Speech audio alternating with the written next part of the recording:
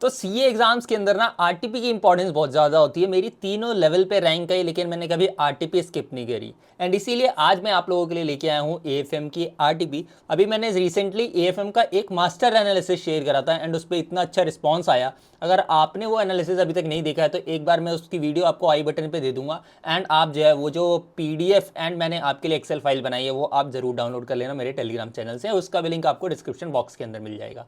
और देखो, कभी भी ना आरटीपी स्किप नहीं करनी होती है एग्जाम के अंदर, क्योंकि कई बार क्या होता है आरटीपी से डायरेक्ट क्वेश्चन आ जाता है या आरटीपी जैसा क्वेश्चन आ जाता है। आरटीपी में जो टॉपिक पूछा गया है कई बार वो आ जाता है। अदरवाइज भी आपको एक पता चलती है अपनी प्रिपरेशन की, हमारी प्रिपरेशन किस लेवल पे है। तो कोई भी बच्चे को कभी भी आईसीआई का कुछ भी मटेरियल छोड़ के नहीं जाना।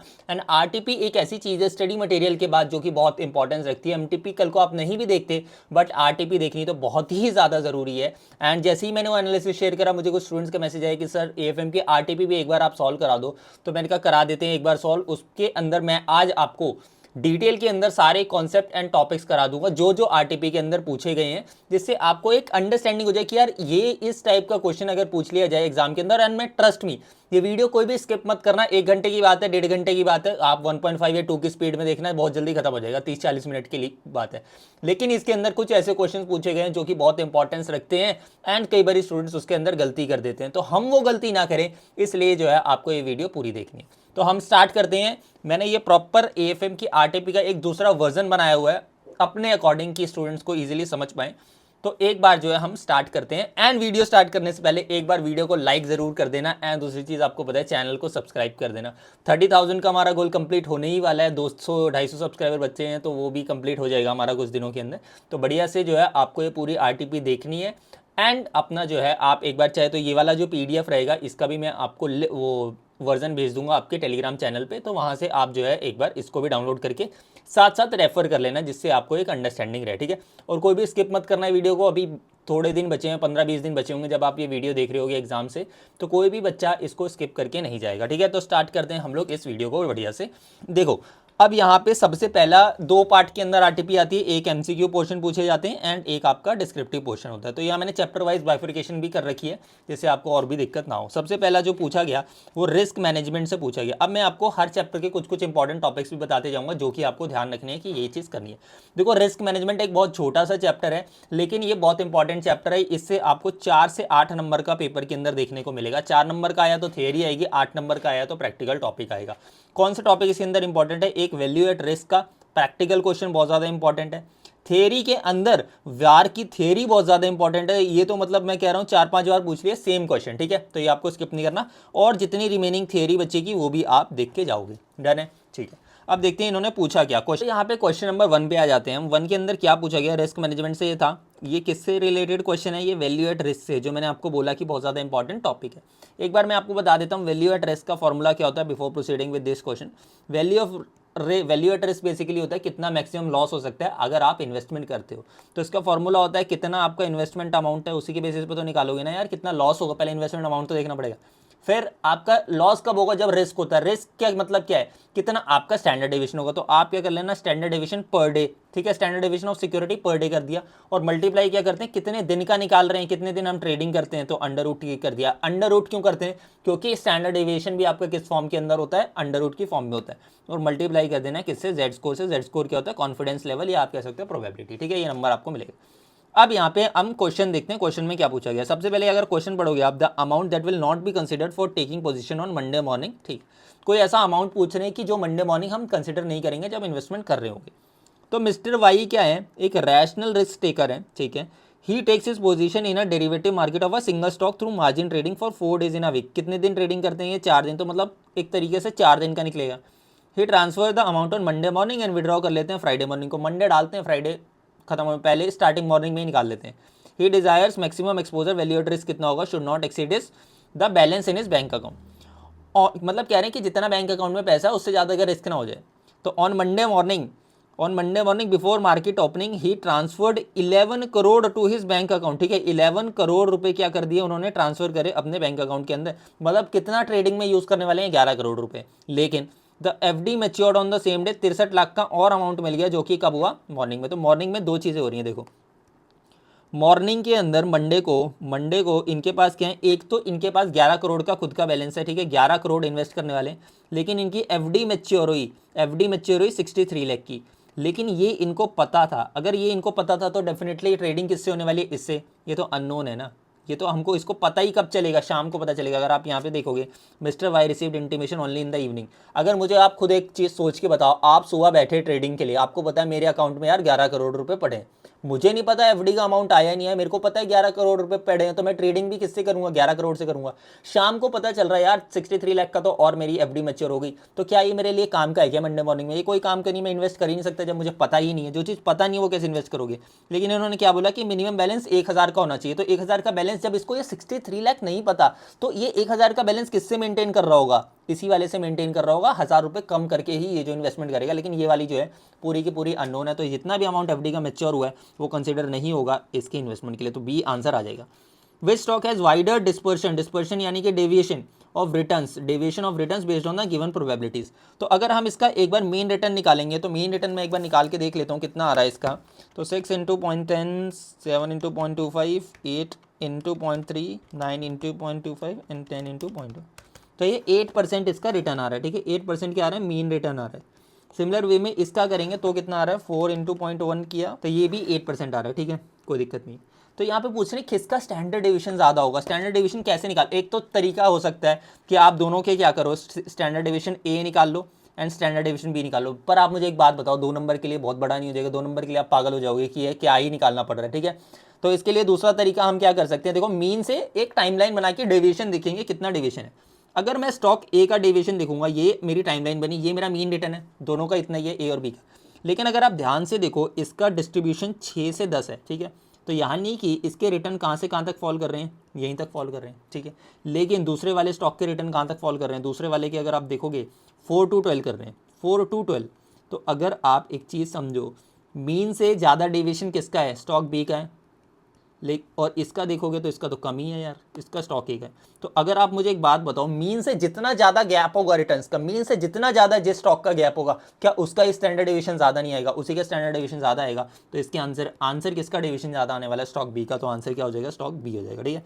उसके बाद देखिए, in VaR analysis which factor directly increases the VaR for the given investment, कि जो भी आपने इन्वेस्टमेंट करी है किस फैक्टर से जो है वार बढ़ेगा डायरेक्टली, किस फैक्टर से वार बढ़ेगा डायरेक्टली। अब अगर आप ध्यान से मेरे फॉर्मूले को देखो, इन्वेस्टमेंट तो ठीक है, इससे तो कोई फर्क नहीं पड़ता, कौन सा डायरेक्टली फैक्टर किससे बढ़ेगा, क्योंकि मल्टीप्लाई में है, ये तीनों चीजें बढ़ जाएगी तो मेरा वार ऑटोमेटिकली बढ़ जाएगा, ठीक है। स्टैंडर्ड डिवीजन बढ़ जाए, टाइम पीरियड बढ़ जाए, जेड स्कोर बढ़ जाए। इन्होंने क्या दे रखा ऑप्शंस के अंदर देखेंगे, कह रहे हैं हायर एक्सपेक्टेड रिटर्न तो है ही नहीं फॉर्मूले के अंदर, कैंसिल। लोअर कॉन्फिडेंस लेवल से तो कम होगा, उसके बाद हायर स्टैंडर्ड डेविएशन सही है एंड शॉर्टर होल्डिंग पीरियड से फिर कम होगा। तो हायर स्टैंडर्ड डेविएशन, अगर इसकी वैल्यू बढ़ जाएगी यहाँ पे स्टैंडर्ड डेविएशन की, तो ऑटोमेटिकली वैल्यू एट रिस्क बढ़ जाएगा। तो इसका आंसर क्या हो जाता है, आपका सी हो जाता है। इसके बाद देखिए, mister Y invest in derivative of a single stock not portfolio, the risk consider for VaR is. अब एक चीज बताओ, मैं पोर्टफोलियो में क्यों इन्वेस्ट करता हूं, मैं पोर्टफोलियो क्यों बनाता हूं, जिससे मेरा रिस्क डाइवर्सिफाई हो पाए, एक स्टॉक पे मेरा पूरा का पूरा रिस्क ना चले जाए। तो मैं डाइवर्सिफिकेशन के लिए तो पोर्टफोलियो में डालता हूं, लेकिन मैंने पोर्टफोलियो में डाला ही नहीं, मैंने क्या किया, सिंगल स्टॉक में डाल लिया, तो डाइवर्सिफिकेशन तो हट गया पहले ही, ठीक है। सिस्टमैटिक और अनसिस्टमैटिक, अगर आप फॉर्मूला देखोगे, फॉर्मूले में क्या कंसीडर होता है यहाँ पे, standard deviation of a particular security. And standard deviation किसका मेजर होता है, टोटल रिस्क का मेजर होता है, ठीक है। Total risk include systematic plus unsystematic risk. तो इसके आंसर क्या हो जाएगा, आपका टोटल रिस्क हो जाएगा, ठीक है। तो ये बेसिक चीज़ है, ये फॉर्मूला आपको इतना ज़्यादा हो सकता है कुछ लोगों को ये वाला ना समझ आया हो, क्योंकि ये एक जस्ट अंडरस्टैंडिंग है, जिसको वैसे समझ आया होगा तो ठीक है, अदरवाइज एक थ्योरी टाइप क्वेश्चन है, तो आपको जस्ट अंडरस्टैंडिंग में यही रखना है कि स्टैंडर्ड डेविएशन जो होता है वो मेजर होता है किसका, टोटल रिस्क का। ये हमेशा याद रखना, ये आपके काम आएगा पोर्टफोलियो चैप्टर के अंदर भी, तो ज़रूर आप जो है इस चीज़ को नोट करके रखना, ठीक है। आगे एक बार आंसर देख लेते हैं। 1 का बी है आई गेस, ठीक है। 2 का हमने स्टॉक बी निकाला, सी का higher standard deviation, okay, and last का टोटल रिस्क, ठीक है। उसके बाद है सेक्शन नंबर 2 पे, जो कि किससे पूछा गया, फॉरेक्स से पूछा गया। फॉरेक्स काफ़ी सारे बच्चे छोड़ के जाते हैं, कोई भी बच्चा फॉरेक्स को ऐसे पूरा का पूरा ना छोड़ के जाए, क्योंकि 10 से 15 नंबर का तो आने ही वाला है। और दिक्कत क्या है ना कि 6 से 8 के एमसीक्यू पूछ लेते हैं, कई बार एमसीक्यू पूछ लिया, कई बार क्वेश्चन में तो ठीक है, डिस्क्रिप्टिव में तो चलो आपने यार रिस्क ले लिया जो भी है, ठीक है। लेकिन इसके अंदर दिक्कत क्या हो जाती है, आप क्या ही रिस्क लोगे, यहाँ तो आपको फिर करना ही पड़ जाएगा, आपका पूरा का पूरा 8 नंबर चले जाएंगे, ठीक है। तो आपको बेसिक पता होना चाहिए कि एटलीस्ट जो है एमसीक्यू तो आप सॉल्व कर पाओ। तो एक बार क्वेश्चन देखते हैं, ये क्वेश्चन किससे पूछा गया है। तो अगर मैं देख पा रहा हूँ, in money market hedge for a foreign currency receivable the exporter should. तो ये मनी मार्केट हेजिंग है। तो मनी मार्केट हेजिंग होती है, एक मनी मार्केट हेजिंग एक टेक्निक है, ठीक है। जैसे डेरिवेटिव फॉरवर्ड होते हैं, फ्यूचर्स होते हैं, ऑप्शंस होते हैं, वैसे मनी मार्केट हेजिंग होती है। एक बार क्वेश्चन पढ़ लेते हैं। अभी वैसे मैं समझा सकता हूँ, लेकिन समझाने में फिर क्या है ना, 2-2.5 घंटे की वीडियो बन जाएगी, फिर बच्चे को हो जाएगा यार बहुत ज़्यादा टाइम लग गया। तो मुझे उतना तो नहीं करना, क्योंकि अभी ये May 26 के लिए बना रहे हैं। तो May 26 वाले बच्चों ने ऑलमोस्ट तो तैयारी प्रॉपर कर ही रखी होगी, सारी चीज़ों की अंडरस्टैंडिंग होगी भी। तो वी आर जस्ट उसको एक पॉलिश कर रहे हैं कि हाँ ये चीज़ हमने कवर कर ली है, ठीक है। ये चीज़ कवर करते चलनी है। और अगर आप वीडियो देख रहे हो अभी, तो एक बार वीडियो को लाइक ज़रूर कर देना। और लाइक टारगेट जो है इस वीडियो का, वो 200 लाइक्स का रखेंगे। अब आ जाओ मेरे साथ। Radhe and sons Indian exporter है, एक्सपोर्ट क्या कर रहे हैं, dry fruits worth AUD 1 million to Sydney. तो कोई इंडिया का आदमी है या इंडिया की एक फर्म है राधे एंड सन्स, या मैं सपोज मैं हूँ, मैं इंडियन एक्सपोर्टर हूँ, मैंने क्या किया, माल भेजा है सिडनी, ठीक है, माल भेजा सिडनी ऑस्ट्रेलिया। तो सिडनी जब मैं माल भेजूंगा तो मेरी सेल भी किस में मैं कर रहा हूँ, उनकी ही करेंसी में कर रहा हूँ, ऑस्ट्रेलियन डॉलर के अंदर, ठीक है। वो कंपनी है, उसी में पेमेंट करेगी, ठीक है। The export proceeds are expected after 3 months, ठीक है। अब दिक्कत समझो यहाँ पे, अगर वो मुझे आज ही पैसे दे देता तो आज जो रेट चल रहा था मैं उस पर कन्वर्ट कर लेता। मैंने तो सोचा भी यही सोच के बेचा है ना कि आज कितना रेट चल रहा है डॉलर का। लेकिन यहाँ पे हो क्या रहा है, वो पेमेंट मुझे देगा 3 महीने बाद, ठीक है। वो मुझे पेमेंट कब देने वाला है, वो पेमेंट देगा 3 महीने बाद। अब मुझे रिस्क लग रहा है, क्या रिस्क लग रहा है कि भाई आज तो अगर ये 10 लाख ऑस्ट्रेलियन डॉलर है, ये मुझे दे रहा है, ठीक है। लेट्स सपोज आज क्या है, आज 60 रुपीज़ के बराबर है, ठीक है। आज अगर मुझे 10 लाख डॉलर, अगर मैं 10 लाख डॉलर दे दूं 60 के हिसाब से, तो मुझे एक अमाउंट मिलेगा पर्टिकुलर। लेकिन कल को सपोज ये 54 हो गया, तो यार मेरा तो घाटा हो गया ना, मेरा तो कम नंबर हो गया यहाँ पे, ऑटोमेटिकली मेरा तो घाटा हो गया। कितने का घाटा हो गया, 60 लाख का घाटा बैठे बैठे हो गया, ठीक है।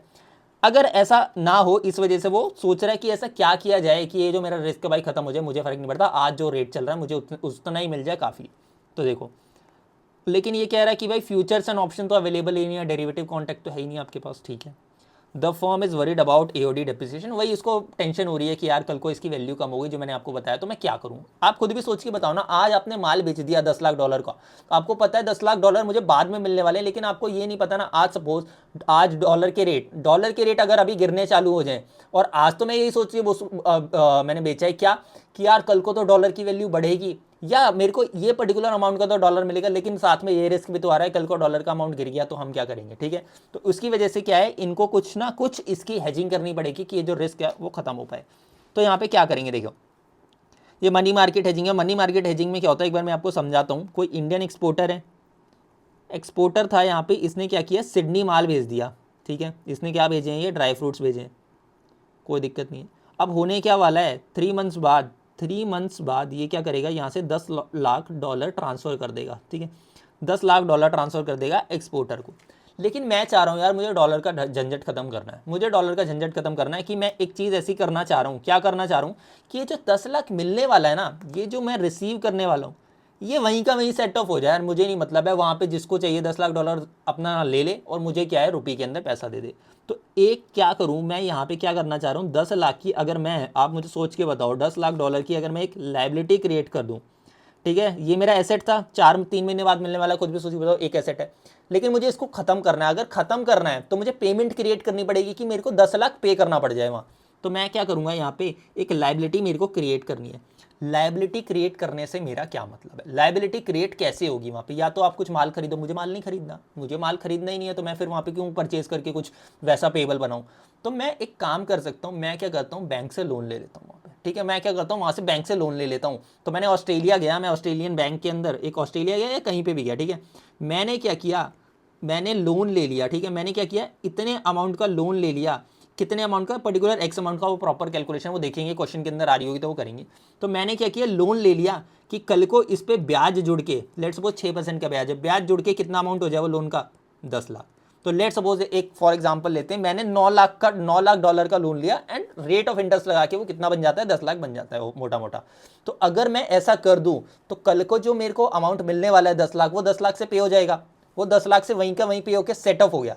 सिमिलर वे में अब हुआ क्या होगा, जब मैं ये लोन ले लूंगा तो क्या मेरे पास इंडिया में मैं इसको कन्वर्ट करा लूंगा, नहीं करा लूंगा। मैं क्या करूंगा, ये 10 लाख डॉलर आज ही मिल गए मुझे, जो मुझे 3 महीने बाद मिलने वाले थे, मैं वही तो कह रहा था आज ही मिल जाएंगे तो बेटर है ना, रिस्क ही खत्म है मेरी। तो मैंने क्या किया, आज ही वो 10 लाख डॉलर ले लिए। अगर मेरे पास आज ऑस्ट्रेलियन डॉलर 10 लाख पड़े हुए हैं, मैं इसको क्या करूंगा, कन्वर्ट करा दूंगा रुपये के अंदर। भाई रुपये में कन्वर्ट करा लिए, मौज करेंगे, इसको इन्वेस्ट कर देंगे बैंक के अंदर, इस पे जो है ब्याज खाएंगे, ठीक है।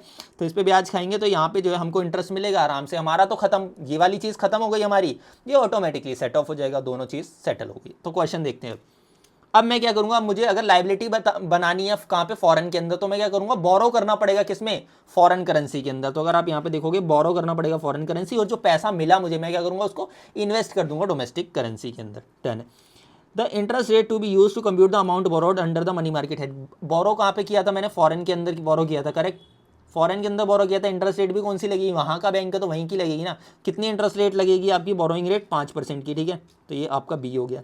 इसके बाद आ जाओ आप, if a forward contract in AUD is available money market head. अब आपको पता है हेजिंग की टेक्निक होती है, फॉरवर्ड होते हैं, फ्यूचर्स होते हैं, ऑप्शन। ये कह रहा है अगर फॉरवर्ड अवेलेबल होता तो क्या मनी मार्केट का, क्या हम मनी मार्केट करते ही नहीं करते। आप मुझे एक चीज़ बताओ, अगर कोई ऐसा फिक्स रूल होता कि नहीं भाई फॉरवर्ड ही बढ़िया है, मनी मार्केट हेज खराब है, तो ऐसा केस बनता ही क्यों, सारे फॉरवर्ड कॉन्ट्रैक्ट ही करेंगे ना फिर उस केस के अंदर। ऐसा नहीं होता, हमेशा क्या करते हैं हम लोग, कॉस्ट एनालिसिस करते हैं कि किस में हमारे जो है ज़्यादा पैसे बनेंगे, जिस पे ज़्यादा पैसे बनेंगे वो वाला हम ले लेंगे। तो यहाँ पे क्या करेंगे, हम कॉस्ट एफिशिएंसी के हिसाब से कंपेरिजन करते हैं, जो बेटर होता है वही आपको होता है। आपने क्वेश्चन भी देखे होंगे काफ़ी सारे। फिर यहाँ पे पूछा कि IRP थियोरी जो होती है, इंटरेस्ट रेट पैरिटी थ्योरी, वो क्या एज्यूम करते हैं। देखो ये क्या एज्यूम करते हैं ना, अभी कई लोग क्या सोचेंगे इस क्वेश्चन के अंदर कि सर हम एक काम करते हैं, जहाँ पे मेरे इंटरेस्ट रेट, जहाँ पे मेरे बोरोइंग रेट कम होते हैं वहाँ पे मैं बोरो कर लूँगा, और जहाँ इन्वेस्टिंग रेट ज़्यादा होते हैं वहाँ पे मैं इन्वेस्ट कर लूँगा। अगर ऐसा होगा तो हर कोई तो रिस्क फ्री प्रॉफिट ही कमाएगा ना, हर कोई रिस्क प्रॉफिट कमाएगा। क्यों आप ऐसा सोच रहे हो कि सर एक काम करते हैं, देखो अगर मेरे को बोरोइंग कहाँ पे सस्ती पड़ती है, बोरोइंग सस्ती पड़ती है मेरे को अमेरिका के अंदर, और मेरा इन्वेस्टिंग का रेट कहाँ पे ज़्यादा है, इंडिया के अंदर, वो सब अज्यूम करके जो एक्सचेंज रेट वगैरह कर रहे हैं। तो इस केस में तो हमेशा लोग यही करेंगे ना, बोरो ऐसी कंट्री में जाके करेंगे जहाँ पे रेट ऑफ इंटरेस्ट कम है, और यहाँ पे क्या करेंगे, जहाँ पे ज़्यादा हायर ऑफ इंटरेस्ट रेट आपको मिलेंगे रिटर्न्स के अंदर, उसके अंदर इन्वेस्ट कर देंगे। तो ऐसी चीज़ कभी भी नहीं एज्यूम करी जाती है, वहाँ पे यही एजम्पशन होता है कि वो जो है एक एफिशिएंट मार्केट है, कि इसका एडवांटेज कोई नहीं उठा पाएगा, कि क्या एक्सचेंज रेट के हिसाब से अगर जैसी एक्सचेंज रेट एडजस्ट हो जाएगा इंटरेस्ट रेट के अंदर, तो वो दोनों जगह बराबर हो जाएगा, ठीक है। तो लेट सपोज एग्जाम्पल यहाँ पे आपको दे रखा था कि डिपॉजिट रेट इंडिया के अंदर 10% है, ठीक है, इंडिया के अंदर 10% है और ऑस्ट्रेलिया के अंदर 4% है। तो आप बोलोगे सर ऑटोमेटिक सी बात है इंडिया के अंदर इन्वेस्ट करो, लेकिन होगा क्या, इनकी वैल्यू ये डिप्रिशिएट करके ये 4% ही नेट में आपको रिटर्न बैठेगा। तो यहाँ पे बोला क्या जाता है कि जो भी आपका इंटरेस्ट रेट है डिपॉजिट का, बोरिंग का, ओवरऑल मोटा मोटी सेम है, तो उसका एडवांटेज नहीं लेना। जस्ट आपको ये देखना है आपकी एसेट कहाँ है और लाइबिलिटी कहाँ है। ये वाला पार्ट अगर थोड़ा कम भी समझ आया होगा तो चलता है। यहाँ पे आपको जो मेन पार्ट था वो मैंने आपको समझा दिया। जैसे एक थ्योरी क्वेश्चन है तो यहाँ पे यही हो जाएगा कि आर्बिट्रेज अपॉर्चुनिटीज कोई भी नहीं है, ठीक है। अब आ जाइए, 2 क्वेश्चन हमारे कंप्लीट हो गए। एक बार क्विकली आंसर देख लेते हैं। 1 का बी था क्या, करेक्ट है। 2 का बी था, करेक्ट है। 3 का सी था, करेक्ट है। एंड 4th का सी था, ठीक। अब आ जाइए आप मेरे साथ, ये आया एडवांस कैपिटल बजटिंग का क्वेश्चन। अच्छा क्वेश्चन है, इक्विवेलेंट एनुअल कॉस्ट का है एंड काफ़ी बार पूछा जाता है, तो ये आपको आना चाहिए, ठीक है। अब आ जाओ आप मेरे साथ इस क्वेश्चन के अंदर। देखो तो बेसिकली ऑप्टिमम रिप्लेसमेंट साइकिल क्या होता है, कई बार हम ना मशीन रन वगैरह करवाते हैं, तो जब मशीनें काम करती हैं तो उनको रिप्लेस भी करना पड़ता है after certain period of time. तो हमें ये चेक करना है कि भाई कितने टाइम बाद रिप्लेस करूं, 1 साल में रिप्लेस कर दूं, 2 साल में रिप्लेस कर दूं, 3 साल में रिप्लेस कर दूं, जिससे मेरी जो है कम कॉस्ट है। अब स्टूडेंट बोलेंगे कि सर 3 ही साल में करो ना, इतनी जल्दी क्या रिप्लेस करने की। देखो एक चीज़ होती है, जब मशीन चलती है ना जितना, तो उसकी मेंटेनेंस कॉस्ट हर साल बढ़ती जाती है। हर साल जब मशीन खराब होती है तो उसकी मेंटेनेंस कॉस्ट भी बढ़ती जाती है, और कई बार ऐसा होता है कि मेंटेनेंस की कॉस्ट ज़्यादा पड़ने लगती है एज कम्पेयर टू आप नई परचेज कर लेते हैं, ठीक है। तो वो आपको यहाँ पे चीज़ समझनी पड़ेगी। क्वेश्चन समझते हैं क्या है। एक टेंशन फ्री सॉल्यूशन है, वाह, कंपनी का नाम है टेंशन फ्री सॉल्यूशन है, is a logistic company, each driver covers approximately 40,000 kilometre, ठीक है। The company always buys new truck and currently replaces every 3 साल। तो वही मैंने बोला ना कि 1 साल में करो, 2 साल में करो, 3 साल में। अभी करंटली कंपनी कितने साल में करे, 3 साल। लेकिन ये इवेल्युएट करें क्या, अगर हम 1 साल में कर दें तो बेटर है, या अगर हम 2 साल में कर दें तो बेटर है, या जो 3 साल कर रहे हैं वही बेटर है, ठीक है। परचेज प्राइस बोला कि अगर आप परचेज करते हो नया ट्रक तो आपको कितने रुपए का पड़ने वाला है, 5.5 लाख रुपए का पड़ने वाला है, ठीक है। अब यहाँ पे एक चीज़ और आपको क्या बोली, रीसेल वैल्यू बता रखी है, ठीक है। रीसेल वैल्यू बता रखी है, क्या क्या रीसेल वैल्यू है कि अगर आप 1 साल बाद आप बेचने जाओगे तो एग्जिस्टिंग ट्रक है उसका भी पैसा आपको मिलेगा, तो 1 साल बाद आपको 3.5 लाख मिलेगा, 2 साल बाद आपको 2,10,000 मिलेगा, 3 साल बाद 90,000 मिलेगा। तो यहाँ पे आप समझ रहे हो रीसेल वैल्यू में कितना ज़्यादा ड्रास्टिक डिक्लाइन होता है, बहुत ज़्यादा। सिमिलर वे में रनिंग एंड मेंटेनेंस अगर देखोगे तो ईयर 1 के अंदर 30,000 रुपये रोड टैक्स तो ठीक है गवर्नमेंट का होता है, लेकिन अगर आप रिपेयर देखोगे पहले साल में 3 लाख, दूसरे साल में 3.5 लाख और तीसरे साल में 4,30,000। तो इसलिए आपको क्या है एक एनालिसिस करना पड़ेगा। तो using the opportunity cost of capital, तो कुछ नहीं करना, 3 आपको सिनेरियो समझने हैं, 3 आपको सिनेरियो समझने हैं। अगर मैं फर्स्ट ईयर में रिप्लेस करता हूँ तो क्या क्या एक्टिविटी होगी, 2 साल में करता हूँ तो क्या एक्टिविटी होगी, 3 साल में करता हूँ तो क्या एक्टिविटी होगी। तो अब मेरे साथ आप 3 चीज़ें यहाँ पे एक बार देख लो, ठीक है। 3 चीज़ें मैं आपको करके बता देता हूँ। तो यहाँ पे अगर आप ध्यान से देखोगे, अगर मैं ईयर 1 के अंदर ही रिप्लेस कर दूँ, ठीक है, मैंने क्या किया, पहले साल के अंदर ही अगर मैं रिप्लेस करता हूँ तो मेरी कॉस्ट कितनी बैठेगी 1 साल की। तो जीरो पे क्या होगा, सबसे पहले जीरो पे क्या होगा, 5.5 लाख की कॉस्ट गई मेरी। जब मैं स्टैंडिंग पोजीशन पे हूँ, आज मैं खड़ा हूँ, आज मैं ट्रक परचेज करूँगा तो मेरे को 5.5 लाख का ट्रक तो बैठेगा, उसमें तो सेम है। सेम पहले केस 1 ही देखते हैं। अगर 1 साल बाद, अब 1 साल के एंड में क्या हुआ होगा, ठीक है, 1 साल के एंड में क्या हुआ होगा, 2 एक्टिविटी हुई होंगी। एक तो आपने ये खर्चा किया होगा, ठीक है, एक तो आपने ये खर्चा किया होगा, कितना कितना खर्चा किया होगा अगर आप ध्यान से देखोगे तो एक आपने 3,30,000, ठीक है, 3,30,000 का तो आपका क्या हो गया 3,30,000। यहाँ पे एक काम करते हैं, इसको पूरा सम करके कर लेते हैं। यहाँ पे क्या होगा, 3,30,000 का तो खर्चा है, ठीक है, लेकिन एक चीज़ और होगी, एक चीज़ और क्या होगी, आपको जब ये 1 साल में रिप्लेस करो, नया खरीदने वाले, तो आज आप ये सेल कर दोगे, कितने में सेल करोगे, 3.5 लाख में। तो आपने क्या करना है, यहाँ से 3.5 लाख हटा देना है। तो जैसे ही ये आप करोगे तो कितना कॉस्ट आ गया, नेट में आपको बेनिफिट आ गया 20,000 रुपये का, ठीक है, नेट में आपको क्या आया, बेनिफिट आ गया साल के एंड के अंदर। तो अब यहाँ पे क्योंकि हम इसमें इन्फ्लोज क्यों नहीं अज्यूम कर रहे, क्योंकि इन्फ्लो यही माना जाएगा कि कोई भी मशीन है, कैपेसिटी सेम होगी तो उतने ही नंबर ऑफ यूनिट्स वो जनरेट करेगा, उतनी ही सेल कैपेसिटी होगी, तो उसके टर्म्स में हम इसको मेजर नहीं कर सकते। तो हम कॉस्ट के टर्म्स में मेजर करते हैं कि कौन से वाले केस के अंदर कॉस्ट हमारी ज़्यादा लग रही है। कुछ नहीं करना है, यहाँ पे जो है आप 10% का PVF निकाल लो, तो ये आपका 1 ही आएगा एंड ये आपका 0.909 आ जाएगा, ठीक है। तो ये आपका 5,50,000 इंटू 1 करना है आपने एंड दिस 0.909, तो आपका ये आ रहा है 5,31,820, ठीक है। ये क्या हो गई, PV हो गई कॉस्ट।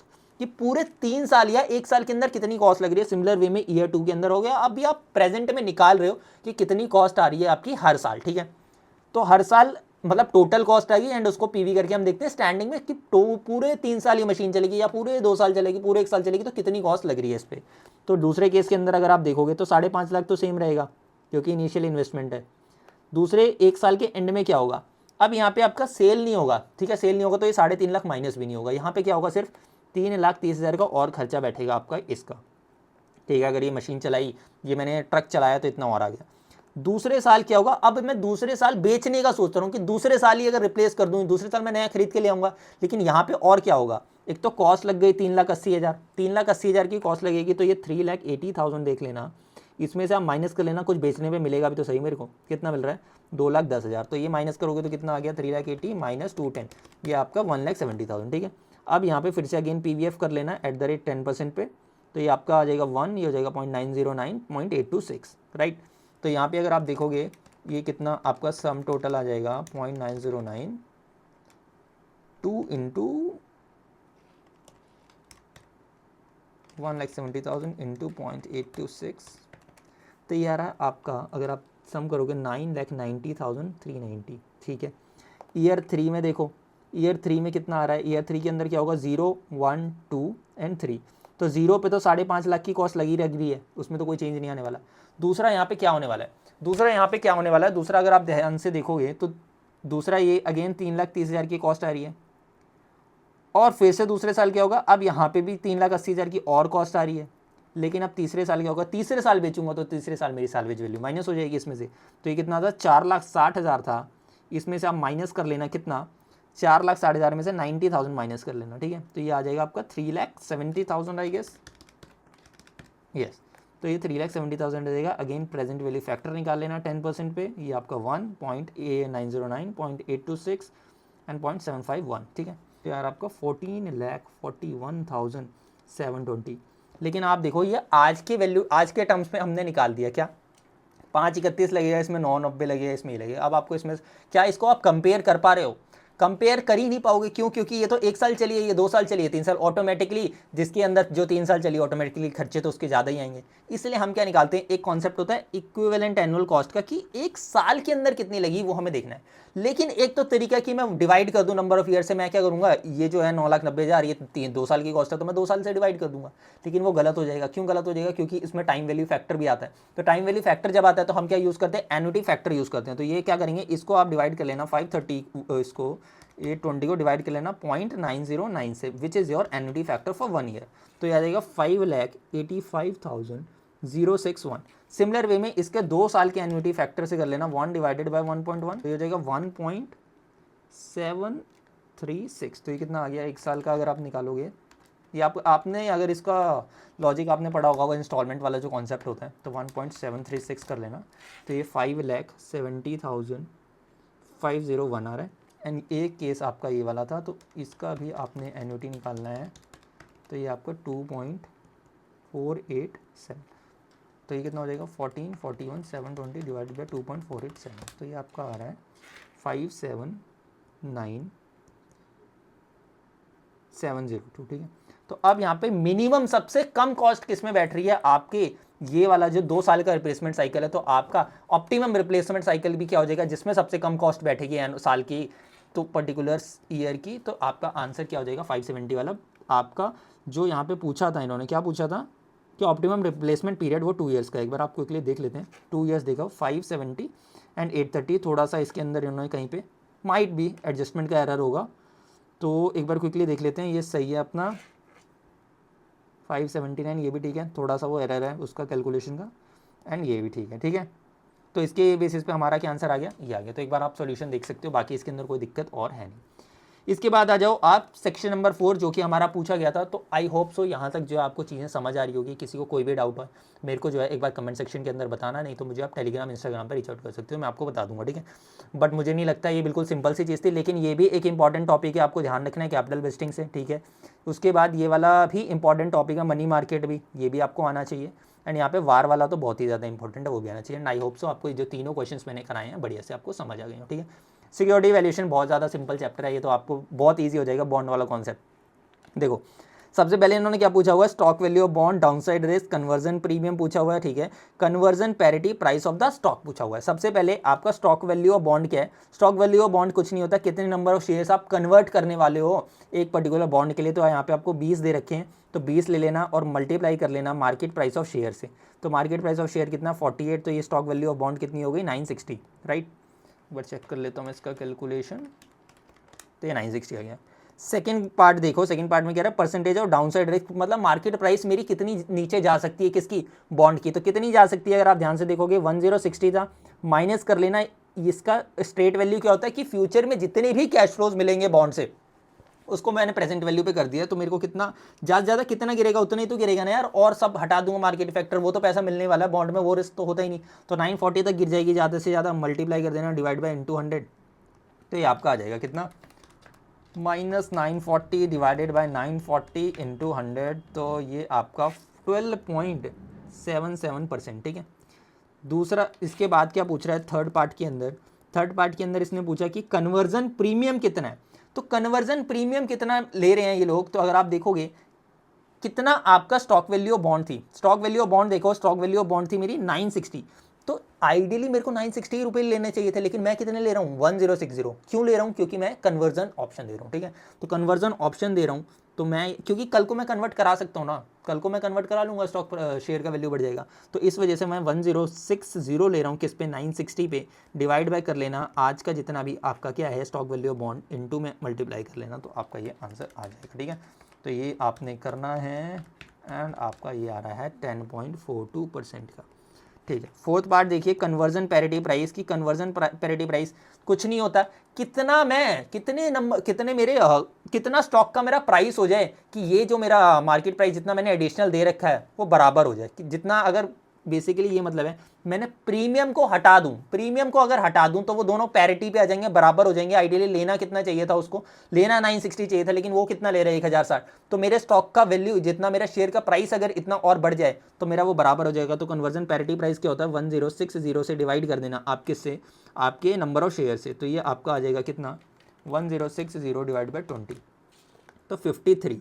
तो अब हो क्या रहा है, अगर आज मेरा शेयर का प्राइस कितना है 48 रुपये है, 48 रुपये इसलिए मुझे लग रहा है यार इन्होंने तो मेरे से ज़्यादा पैसे ले रखे हैं, उसी बात का ये प्रीमियम है। लेकिन ये पूछ रहे हैं स्टॉक का कितना प्राइस ऐसा हो जाता कि ये प्रीमियम ले ही नहीं पाते। तो कब नहीं ले पाते, अगर 53 हो जाता। अगर 53 देखो 20 शेयर मिलने वाले, तो 20 शेयर मिलने वाले मल्टीप्लाई कर लें 53 से, 1060 के शेयर मिल रहे थे, 1060 का प्राइस जा रहा था तो कुछ नहीं होता। तो बिल्कुल सिंपल सा क्वेश्चन था। एक बार इसके आंसर देख लेते हैं। 960 सही है, दूसरे का 12.77% सही है, तीसरे का आपका 10.42% सही है, एंड चौथे का आपका 53 रुपीज़। ठीक है, बिल्कुल सिंपल सा क्वेश्चन था। ये तो बेसिक क्वेश्चन है, लेकिन ये क्वेश्चन पूछ लेते हैं कई बार ऐसे एमसीक्यू के अंदर, तो आपको ये पता होना चाहिए। और मैंने आपको बता दिया, जस्ट कुछ नहीं है, एक बार आप फॉर्मूले समझ लोगे तो कोई भी दिक्कत इसके अंदर और आएगी नहीं। और बेसिक है, मतलब मुझे तो फॉर्मूला याद भी नहीं है इसका, मैंने तो बहुत टाइम पहले पढ़ा था, बट अंडरस्टैंडिंग के बेसिस पे, और इससे ज़्यादा कुछ है नहीं इसके अंदर।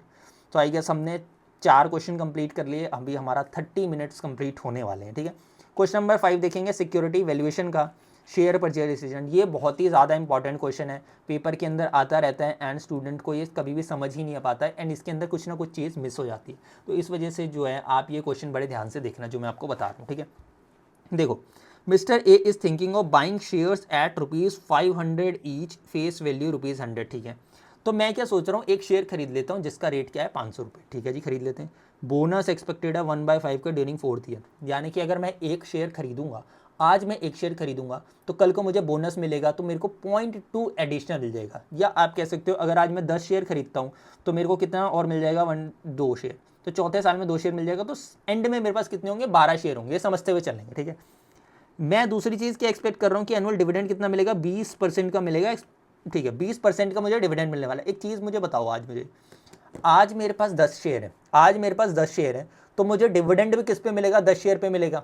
ठीक है, कोई सिंपल बात। लेकिन मैंने बोला चौथे साल में मुझे बोनस भी मिलने वाला है, 4th ईयर के अंदर था। ठीक है, चौथे साल में मैंने बोला कि मुझे यार बोनस भी मिलने वाला है, तो मैंने बोला 2 शेयर और मिल जाएंगे।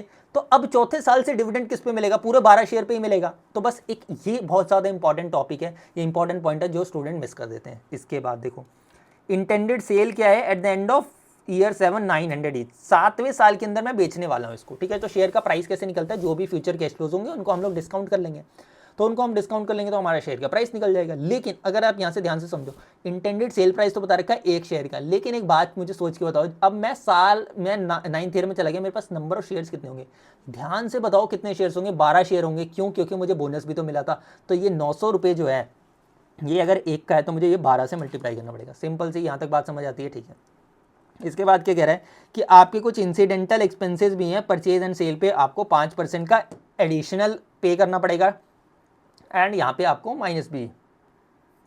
तो अगर यहाँ पे अगर आप ध्यान से देखोगे एक चीज़ कि यहाँ पे बोला गया इंसिडेंटल एक्सपेंसेस। इंसिडेंटल एक्सपेंसेस का क्या मतलब है कि अगर मैं यार 500 रुपये में खरीद रहा था तो मुझे 5% और पे करना पड़ेगा। ठीक है, 5% और का ये टैक्स वगैरह या इंसिडेंटल एक्सपेंसेस लगाएंगे, और जब मैं बेचूंगा तो 900 माइनस 5% मुझे मिलने वाला है। ठीक है, समझने में तो कोई दिक्कत नहीं लग रही है, लेकिन स्टूडेंट ये क्वेश्चन गलत करते हैं, मैं भी बताता हूँ क्यों करते हैं। मिनिमम रिक्वायर्ड रिटर्न कितना, 12%, मतलब डिस्काउंटिंग किस पे होगी, 12% पे होगी। Should mister A by the share, if so what is the maximum price he should pay for. ठीक है, बाय मैं कब करूँगा, बाय मैं जब करूँगा अगर मुझे लगेगा कि ये जो 500 रुपये दे रहा हूँ, 500 रुपये दे रहा हूँ, अगर इसका फेयर प्राइस इससे कम निकलेगा तो मैं नहीं बाय करूँगा, लेकिन इससे ज़्यादा निकलेगा, इतना निकलेगा तो मैं बाय कर सकता हूँ। तो अगर आप मेरे साथ आओ, अब इस क्वेश्चन को सॉल्व करते हैं। सबसे पहले क्या निकालेंगे, कैश फ्लोज कितने मिलने वाले हैं आपको 9 सालों तक। तो आप मेरे साथ बैठ देखो, ईयर 0 को अभी छोड़ देते हैं यहाँ पे। ठीक है, या लिख लेते हैं, चलो ठीक है, 0 1 2 3 4 5 6 7 8 और 9, 9 साल तक था, नहीं 7 सालों का ही क्वेश्चन है। ठीक है, तो 7 सालों तक यहाँ पे पीरियड प्लॉट हो गए। अब यहाँ पे ध्यान से देखो अमाउंट्स कितनी होंगी, यहाँ पे मुझे मिलेगा क्या अल्टीमेटली। सबसे पहले यहाँ पे अगर मैं कैश फ्लो बताऊँ, जब मैं ये परचेज़ कर रहा हूँ, क्या आपको नहीं लगता ये 500 रुपये तो मेरे को पे करने पड़ेंगे, मल्टीप्लाई में मुझे 105% करना पड़ेगा। क्यों कर रहा हूँ मैं ये, क्योंकि 5% का मेरा टैक्स भी था। तो मेरा परचेज़ प्राइस कितना बैठ गया, मुझे नहीं फ़र्क पड़ता कि 500 रुपये उसका रेट चल रहा है क्या चल रहा है, मेरे जेब से कितने गए मैं तो वो देखूंगा। तो आपने करना है ये, तो ये आपका 525 आ जाएगा, राइट। तो ये आपका आ गया 525, ये क्या हो गया, नेगेटिव हो गया, कोई डाउट नहीं सर। अब यहाँ पे क्या बोला था कि मुझे डिविडेंड भी मिलने वाला है 20% का हर साल, लेकिन यहाँ पे मुझे बोनस का मिल रहा है 4th ईयर तक, मतलब चौथे साल से होगा चेंज, पहले 3 साल तो कुछ नहीं होना। तो अगर मुझे डिविडेंड मिलेगा किस रेट पे, 20% की रेट पे मुझे डिविडेंड मिलने वाला है, तो किस पे मिलता है डिविडेंड, हमेशा फेस वैल्यू पे मिलता है। तो इसका 20% मिलेगा, एक ही शेयर है, आज तो ज़्यादा शेयर है नहीं, तो 20 रुपये मिलेंगे 20%। तो मुझे यहाँ पे 20 रुपये मिलेगा, यहाँ पे 20 रुपये मिलेगा, यहाँ पे भी 20 रुपये मिलेगा। लेकिन चौथे साल में क्या होता है, चौथे साल में मुझे बोनस मिल रहा है, बोनस शेयर मिल रहा है कितना, 1.5। तो यहाँ पे 10 नहीं बोला, कुछ नहीं बोला, तो पहले 1 था, पहले 1 शेयर था। तो आज जब बोनस मिलेगा तो 1/5 हो जाएगा, राइट। तो 1/5 कर लोगे, जैसे मैंने बोला था 10 हैं तो 2 मिल रहे हैं, और एक ही शेयर है तो 0.2 मिल जाएगा। तो मेरे पास आज नंबर ऑफ शेयर कितने हो गए, 1.2, ठीक है। शेयर्स कितने हो गए मेरे पास 4th ईयर पे, 1.2। अब इसका फेस वैल्यू कितना हो गया, फेस वैल्यू कितनी हो जाएगी, पहले 100 रुपये थी एक शेयर की, तो 1.2 की कितनी हो गई, 120 रुपये। तो डिविडेंड भी कितना मिलेगा, 20% मिलेगा इस पर। तो 120 पे 20% निकालोगे तो 24 रुपये आपको मिल जाएगा हर साल तक। तो 24 रुपये अब यहाँ पे मिलता जाएगा, मिलता जाएगा, मिलता जाएगा, मिलता जाएगा। लेकिन 7वें साल में क्या होगा, अब आपकी सेल होगी। सेल में कितने में करने वाला था मैं, 900 में। लेकिन यहाँ पे एक बहुत इंपॉर्टेंट चीज़ है जो आपको समझनी पड़ेगी। मैं 900 रुपये में एक शेयर बेचूंगा, लेकिन मेरे पास आज शेयर कितने हैं, 1.2 शेयर है, ठीक है। लेकिन मुझे कुछ खर्चा भी है 5% का, तो मुझे एक्चुअल में पैसा कितना मिलेगा, 95% ही मिलेगा। तो इसको 95% से मल्टीप्लाई करेंगे, एंड ये आप कर देना 1.2 इंटू 95%, तो ये आ जाएगा 1026, ठीक है, ये आ जाएगा 1026। तो ये अब आपको कुछ नहीं करना, यहाँ पे आप इसके प्रेजेंट वैल्यू फैक्टर लगा लेना एट द रेट ऑफ 12%, और इसको आप पूरा का पूरा क्वेश्चन जब यहाँ पे सॉल्व कर लोगे, यहाँ पे आपको मैं दिखा देता हूँ कि यहाँ पे 20 रुपये था, ठीक है। बोनस शेयर्स देखेंगे आप यहाँ पे, ठीक है, 20% आ जाएगा, कोई दिक्कत नहीं, 24 रुपये डिविडेंड हो गया, जैसे समझने के लिए। बाकी कैश फ्लो वही 20 20 20 24 24 24 चलेगा, एंड 1026 चलेगा, जो हमने निकाल के बता दिया। यहाँ पे 12% से कर लेना, एंड इसका पीवी निकाल लेना, ठीक है। इसका पीवी जब आप निकालोगे तो इसका पीवी आ रहा है कितना, 563.68। तो ये अगर हम देखेंगे सेल प्राइस एडजस्टेड फॉर, ठीक है, डिसीजन एनालिसिस, टोटल इनफ्लो इतना, ठीक है। तो नेट में आपके पास कितना आ रहा है, हमने पीवी की फॉर्म में देखा था, तो ये आएगा 38.68, ठीक है, 38.68। और अगर आप ये वाला ऊपर वाला जीरो नहीं लोगे तो आपका पीवी आएगा कितना, तो आपका पीवी आ रहा है 563.68, ठीक है। तो 563.68। तो आप मुझे एक बात बताओ, कल को मुझे इस शेयर से लग रहा है मुझे पैसा कितना मिलेगा, 563.68, मेरी जेब से कितना जा रहा है, 525 रुपये जा रहा है, मेरी जेब से कितना जा रहा है, 525 रुपये जा रहा है। क्या मुझे खरीदना चाहिए, बिल्कुल खरीदना चाहिए यार, कल को फायदा तो उठाऊंगा, एक शेयर पे 38 रुपये तो मिल रहे हैं ना मुझे, मैं खरीदूंगा। लेकिन ये कह रहा है कि मैक्सिमम कितना पे करना चाहिए, मैक्सिमम तो मैं इतना ही पे करूंगा, कितना, जितना मेरे इसके बराबर हो। 563 मिलने वाला है, इससे ज़्यादा तो मैं पे भी नहीं करने वाला, क्यों पे करूंगा, अगर मैं 565 भी बोलोगे तो भी नहीं खरीदूंगा, 2 रुपये का लॉस मैं क्यों लूँ।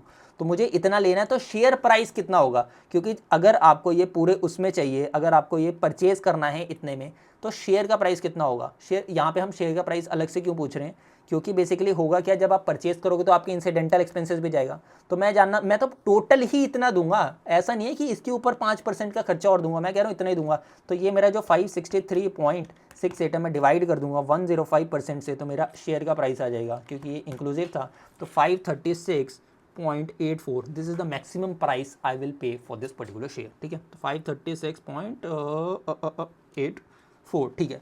बिल्कुल सिंपल सा क्वेश्चन था, कुछ नहीं था, लेकिन ये जो मैंने आपको स्टार्टिंग में अंडरस्टैंडिंग बताई, ये आपको जरूर याद रखनी है, ठीक है। इसके बाद आ जाते हैं हम लोग क्वेश्चन नंबर, ये बिजनेस वैल्यूएशन का, EVMBA, अगेन स्टार टॉपिक, कोई भी छोड़ के, मैंने बोला ना आरटीपी बहुत ज़्यादा इंपॉर्टेंट है, हर चीज़ इंपॉर्टेंट है। और अगर आपको मज़ा आ रहा हो यहाँ तक तो एक बार जो है लाइक बटन जरूर दबा देना, ठीक है।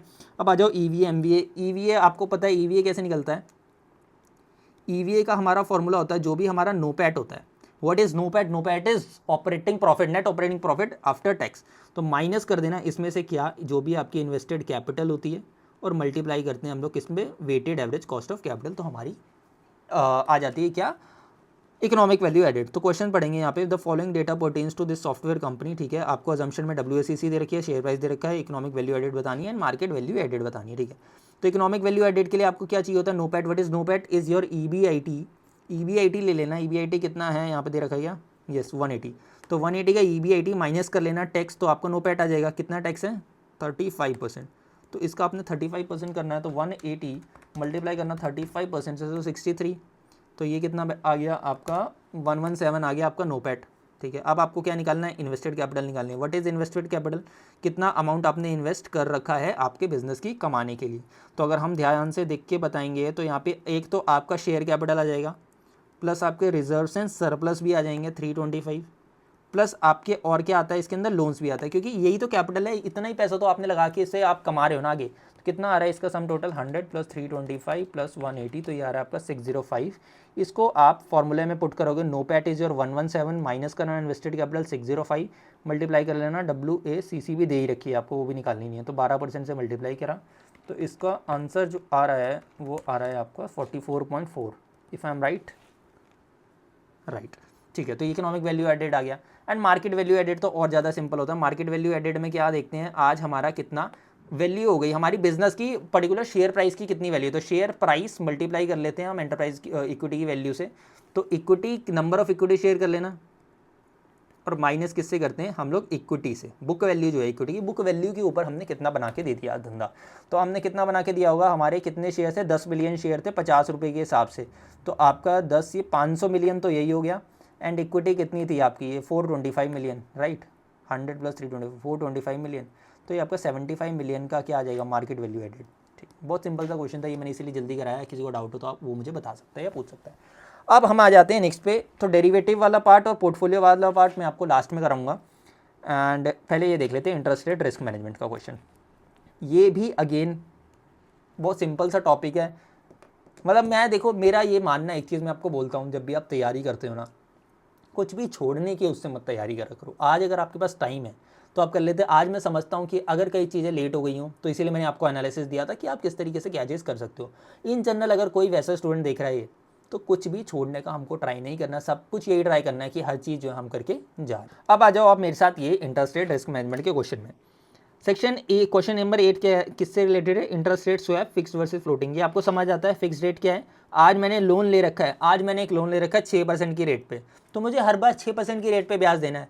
लेकिन मैंने लोन ले रखा है फ्लोटिंग रेट पे। फ्लोटिंग रेट क्या होता है, किसी से लिंक्ड होता है, किसी पर्टिकुलर चीज़ से लिंक्ड होता है, तो ये कल को 6 भी हो सकता है, ये 4 भी हो सकता है, 8 भी हो सकता है, कुछ पता नहीं है। ठीक है, तो मैं क्या चाहूँगा भाई कि 4 हो जाए, 6 तो है तो ठीक है, लेकिन 8 हो गया तो क्या करूँगा। तो लोग इससे बचने के लिए क्या करते हैं, एक कॉन्ट्रैक्ट करते हैं अलग से इंटरेस्ट रेट स्वैप का, कि भाई मेरे को 6% ही देना पड़े, मुझे फर्क नहीं पड़ता, तो कल को मैं तो 6% ही दूंगा, चाहे 4 हो जाए चाहे वो 8 हो जाए, वो तेरी रिस्क है। ठीक है, तुझे क्या फ़ायदा होगा, अगर 4% हो गया तो तेरे को फ़ायदा हो जाएगा, तुझे कोई टेंशन नहीं, मुझे तो 6 ही देना है, लेकिन 8 हो गया तो वो रिस्क तू बियर करेगा, मुझे फ़र्क नहीं पड़ता। ठीक है, तो यहाँ पे अगर आप क्वेश्चन देखोगे, बहुत ही सिंपल सा क्वेश्चन है ये तो। A dealer quotes all in cost for a generic swap 8% against 6 months SOFR। SOFR क्या होता है, सिक्योर्ड ओवरनाइट फाइनेंसिंग रेट। ठीक है, रेट का टाइप है, ज़्यादा आपको ध्यान नहीं देना। नोशनल प्रिंसिपल है, और ये नोशनल प्रिंसिपल यानी कि नेट में ये लोग सेटल कर लेते हैं।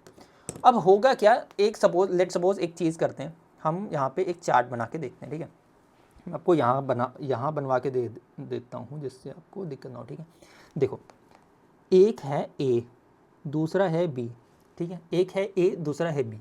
ए क्या कर रहा है, ए ने लोन ले रखा है किस पे, लोन ले रखा है फ्लोटिंग रेट पे। ठीक है, फ्लोटिंग रेट पे।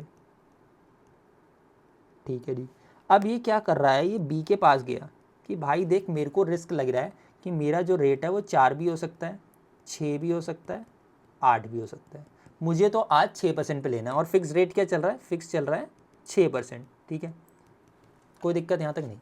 अब उसको क्या लग रहा है कि यार कल को अगर 8% हो गया तो मेरा तो घाटा हो जाएगा, मैं तो क्या करूँ, मुझे रिस्क चाहिए नहीं, मैं तो भाई नॉर्मल धंधे वाला आदमी हूँ, मेरे को इसमें नहीं कमाना है।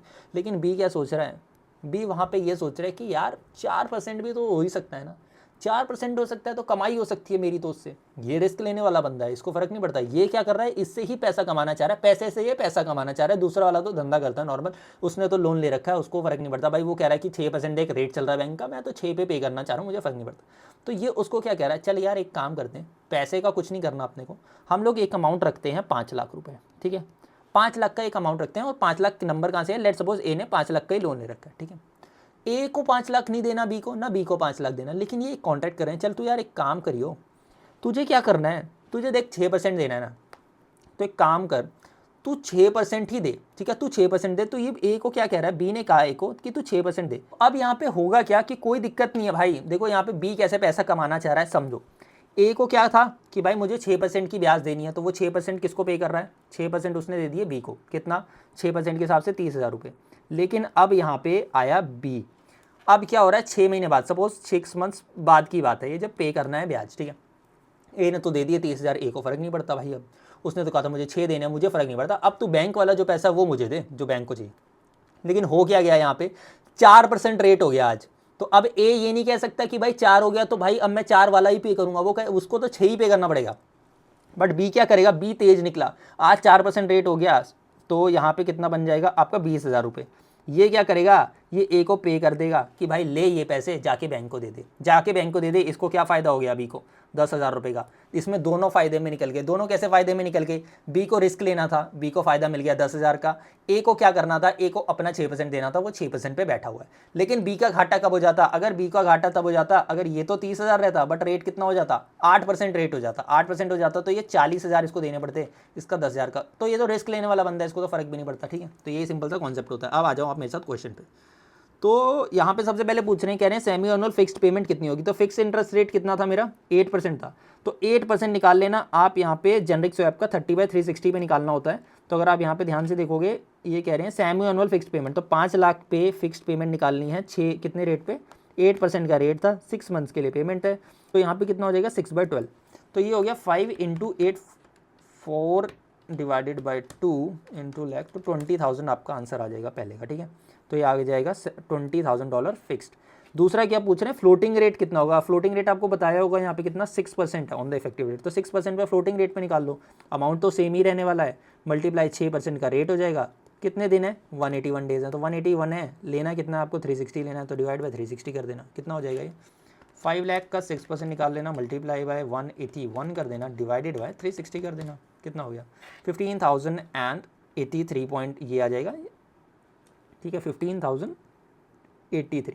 तो यहाँ पे अब हो गया क्या, ये तो आपने दो पार्ट कर दी। If settlement is on net basis, तो मैंने आपको वही बोला ना, यहाँ पे ऊपर वाले केस में भी क्या हो सकता था कि भाई सीधा सीधा नेट में हम लोग सेटल करेंगे। नेट में कैसे सेटल करेंगे कि भाई देख यहाँ पे नेट में कैसे सेटल कर लेंगे कि अल्टीमेटली 10,000 का फायदा हो रहा है ए को, अब ये 20,000 उसको दे और 30,000 ले, से बेटर इसकी ए इसको डायरेक्टली 10,000 दे दे, ये इसके अंदर ये 10,000 उसको दे दे। तो नेट में सेटल करने में क्या होता है, जो भी डिफरेंस होता है फ्लोटिंग और फिक्स का, उसको नेट में हम लोग सेटल कर लेते हैं। तो यहाँ पे आपको देखना पड़ेगा किसका ज़्यादा आ रहा है इंटरेस्ट, जिसका ज़्यादा आ रहा होगा उसको वो पे करना पड़ेगा। तो अगर आप ध्यान से देखोगे तो यहाँ पे मेरा 20,000 रुपये आ रहा था, तो जो भी फिक्स रेट पेयर होगा वो कितना पे कर देगा, इसको इससे माइनस कर देना, तो फिक्स रेट पेयर को ही पे करना पड़ेगा क्योंकि भाई उसका ज़्यादा आ रहा है। तो फिक्स रेट पेयर कितना पे कर देगा 4910, तो 4910 फिक्स रेट पेयर पे कर देगा।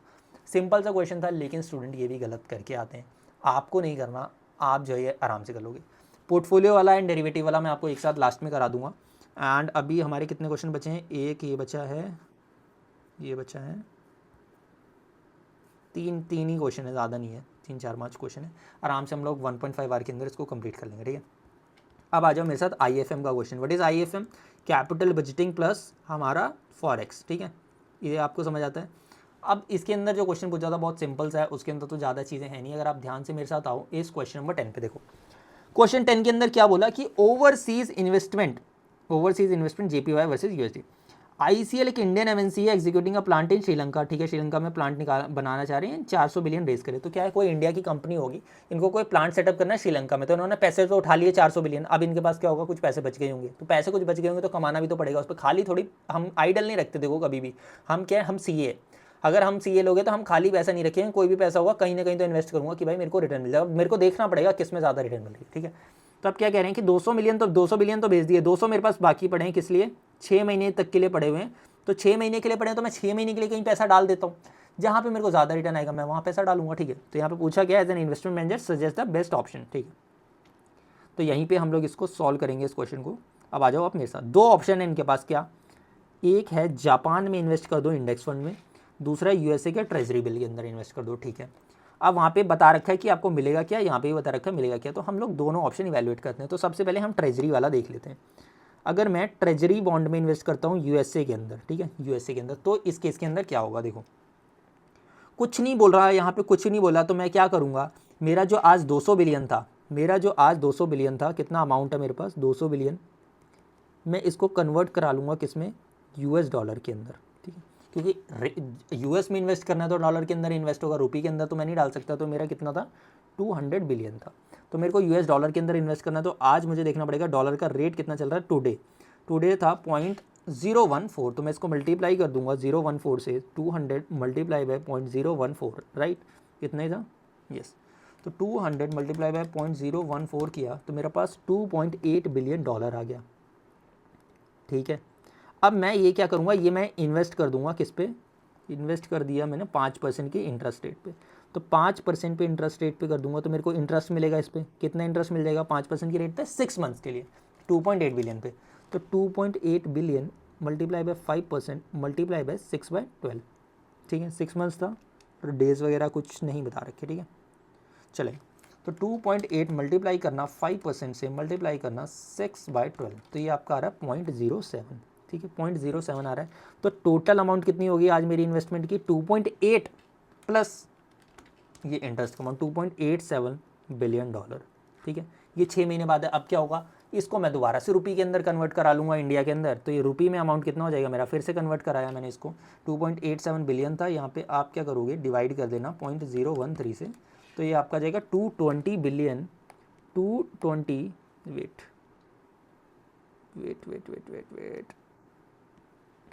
220.7692 बिलियन, ठीक है। ये हो जाएगा नेट में अमाउंट। अब मुझे देखना है कि कहाँ इन्वेस्ट करूँ, तो मैं सिमिलर वे में दूसरे का भी देखूंगा कितना रिटर्न मिलेगा, जहाँ पे मेरे को फायदा होगा वहाँ इन्वेस्ट कर दूंगा। तो अगर मैं जापान में इन्वेस्ट कर रहा हूँ, और इसीलिए मैं आपको सारा सॉल्व करके करा रहा हूँ, देखूँ नहीं तो सॉल्यूशन तो नीचे भी देख के मैं आपको रीड आउट करा सकता था, लेकिन मैं आपको साथ साथ इसलिए करा रहा हूँ कि साथ साथ आप भी सॉल्व कर लो, तो अपनी कॉपी में आप भी साथ साथ करते चलना सॉल्व, ठीक है। देखो जापान में अगर इन्वेस्ट करता है तो क्या होगा, इंडेक्स फंड है, शेयर्स के अंदर इन्वेस्ट कर रखा है, ठीक है। डिविडेंड मिलने वाला है इतना, स्टॉक लेंडिंग इनकम मिलने वाली है इतनी, यहाँ पे क्या हो गया 2% का डिस्काउंट हो गया, मतलब घाटा हो गया मेरा, ठीक है। इंटरेस्ट तो कुछ होगा नहीं। अब देखो सबसे पहले अगर आपको जापान में इन्वेस्ट करना है तो जापानीज करेंसी में आपको JPY में कन्वर्ट कराना पड़ेगा। तो अगर आपके पास यहाँ पे अमाउंट कितना था, 200 बिलियन था, अगेन ये रुपी था, अब मुझे ये JPY में कराना पड़ेगा। तो JPY कितने हो जाएंगे आज की रेट पे, तो आज मेरा रेट था 1.58 का, तो मैं इससे मल्टीप्लाई कर दूंगा, तो 200 इंटू करना है 1.58, तो ये आ जाएगा 316 JPY, ठीक है, बिलियन JPY 316 आ गया। अब होगा क्या, मेरी इनकम कितनी होगी, तो एक बार आप देखोगे डिविडेंड इनकम मिल रही है एक तो मुझे वहाँ से, तो डिविडेंड कितना था, और डिविडेंड 25 का डिविडेंड था, ठीक है।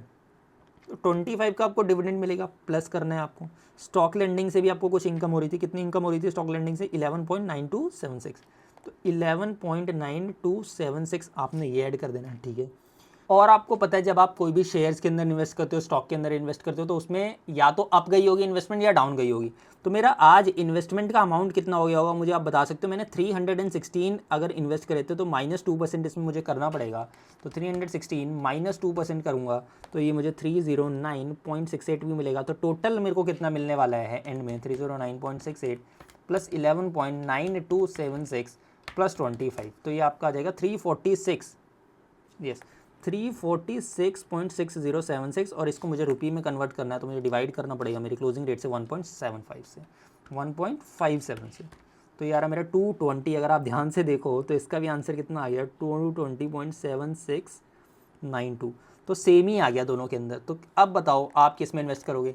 आइडियली तो ये इंडिफरेंशियल है, क्योंकि यहाँ पे क्या है दोनों के इंडिफरेंट है, क्योंकि दोनों के अंदर सेम रिटर्न आ रही है, लेकिन फिर भी आप मुझे सोच के बताओ आपको किस में इन्वेस्ट करना चाहिए, इसके अंदर या इसके अंदर। तो आप अगर इन्वेस्ट कर रहे हो तो आप रिस्क फ्री चीज़ में इन्वेस्ट करोगे ना, ये ट्रेजरी बॉन्ड है तो रिस्क फ्री होंगे, तो रिस्क फ्री में इन्वेस्ट करो, फिर रिस्क लेना ही क्यों अगर आपको कोई फायदा ही नहीं मिल रहा। तो इस केस के अंदर क्या हो जाएगा अगर आप ध्यान से देखोगे 220.7692, ठीक है, ठीक है। तो यहाँ पे क्या है आइडेंटिकल रिटर्न है, तो ये रिस्क फ्री वाले में आप इन्वेस्ट कर दोगे। तो सिंपल सा क्वेश्चन था, आई होप सो आपको ये समझ आया होगा। इसके बाद आ जाएंगे मर्जर्स एंड एक्विजिशन का।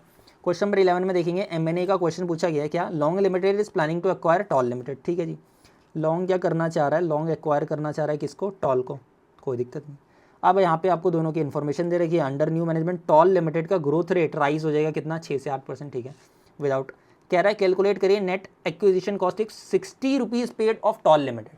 60 रुपये अगर पे करूँ तो मेरे को नेट में कॉस्ट कितनी पड़ेगी, कॉस्ट इतनी पड़ेगी ना कितना मुझे वैल्यू मिल रहा है और कितना मैंने पे कर दी, कितना मिला और कितना पे कर दिया, यही तो नेट कॉस्ट होगी। तो पहले केस के अंदर क्या करना है आपको, पहला केस तो सबसे सिंपल है, कुछ नहीं करोगे आप, यहाँ पे देखो अमाउंट पेड यस, अमाउंट पे कितनी करी है आपने वो कैसे निकाल लोगे। 60 रुपये दे रहा हूँ कैश पर शेयर के बदले, शेयर कितने थे 18 लाख, तो ये कितना हो गया 18 इंटू 60 1080 लैक्स, ठीक है।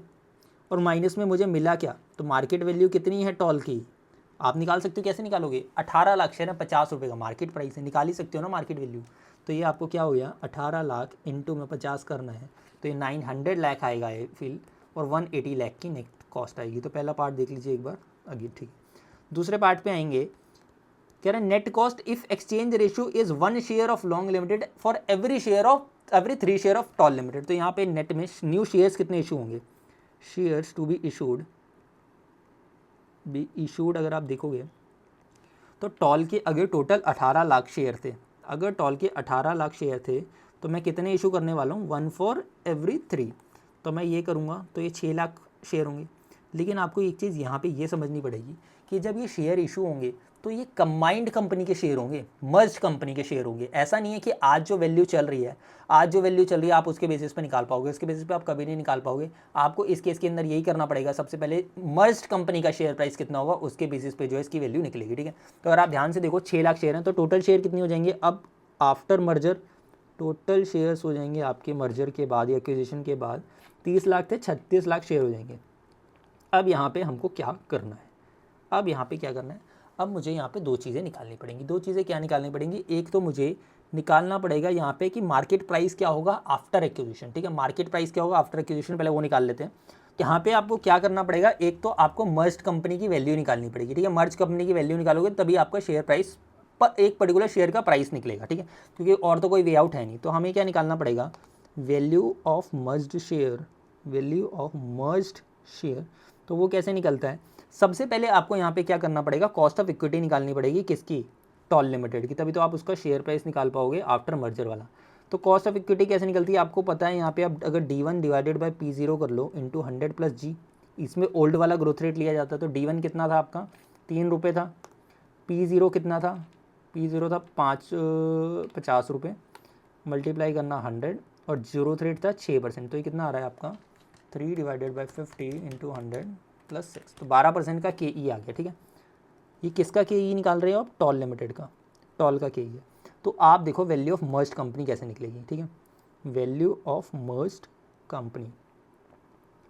तो इसके अंदर कुछ नहीं करना, इसकी जो वैल्यू है टॉल की, लॉन्ग की तो डायरेक्टली निकाल सकते हो, 180 मल्टीप्लाई बाय 30 लाख कर लेना, ठीक है, उसकी तो सेम ही रहेगी, उसमें तो कोई फ़र्क नहीं पड़ेगा। तो 180 मल्टीप्लाई बाय कितना कर लिया आपने 30 लाख, ठीक है, प्लस क्या होगा यहाँ पे, अब आपको फेयर प्राइस निकालनी पड़ेगी किसकी, after merger of the tall limited, ठीक है।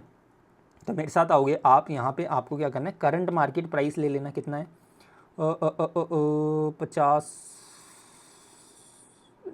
एक्सपेक्टेड डिविडेंड आपको लेना पड़ेगा, यहाँ पे 3 रुपये था, तो 3 लेना है, डिवाइडेड बाय हम क्या करते हैं KE माइनस G, KE पता है हमको 0.12, G भी पता है आफ्टर ग्रोथ, तो आफ्टर मर्जर ग्रोथ कितना 0.08, multiply by number of shares कितने हैं इसके 18 lakh, multiply by number of shares कितने इसके 18 लाख, तो टोटल वैल्यू निकल जाएगी कितने 3 यार आपका 1350 लाख प्लस 180 इंटू 30 5400 लाख, ठीक है।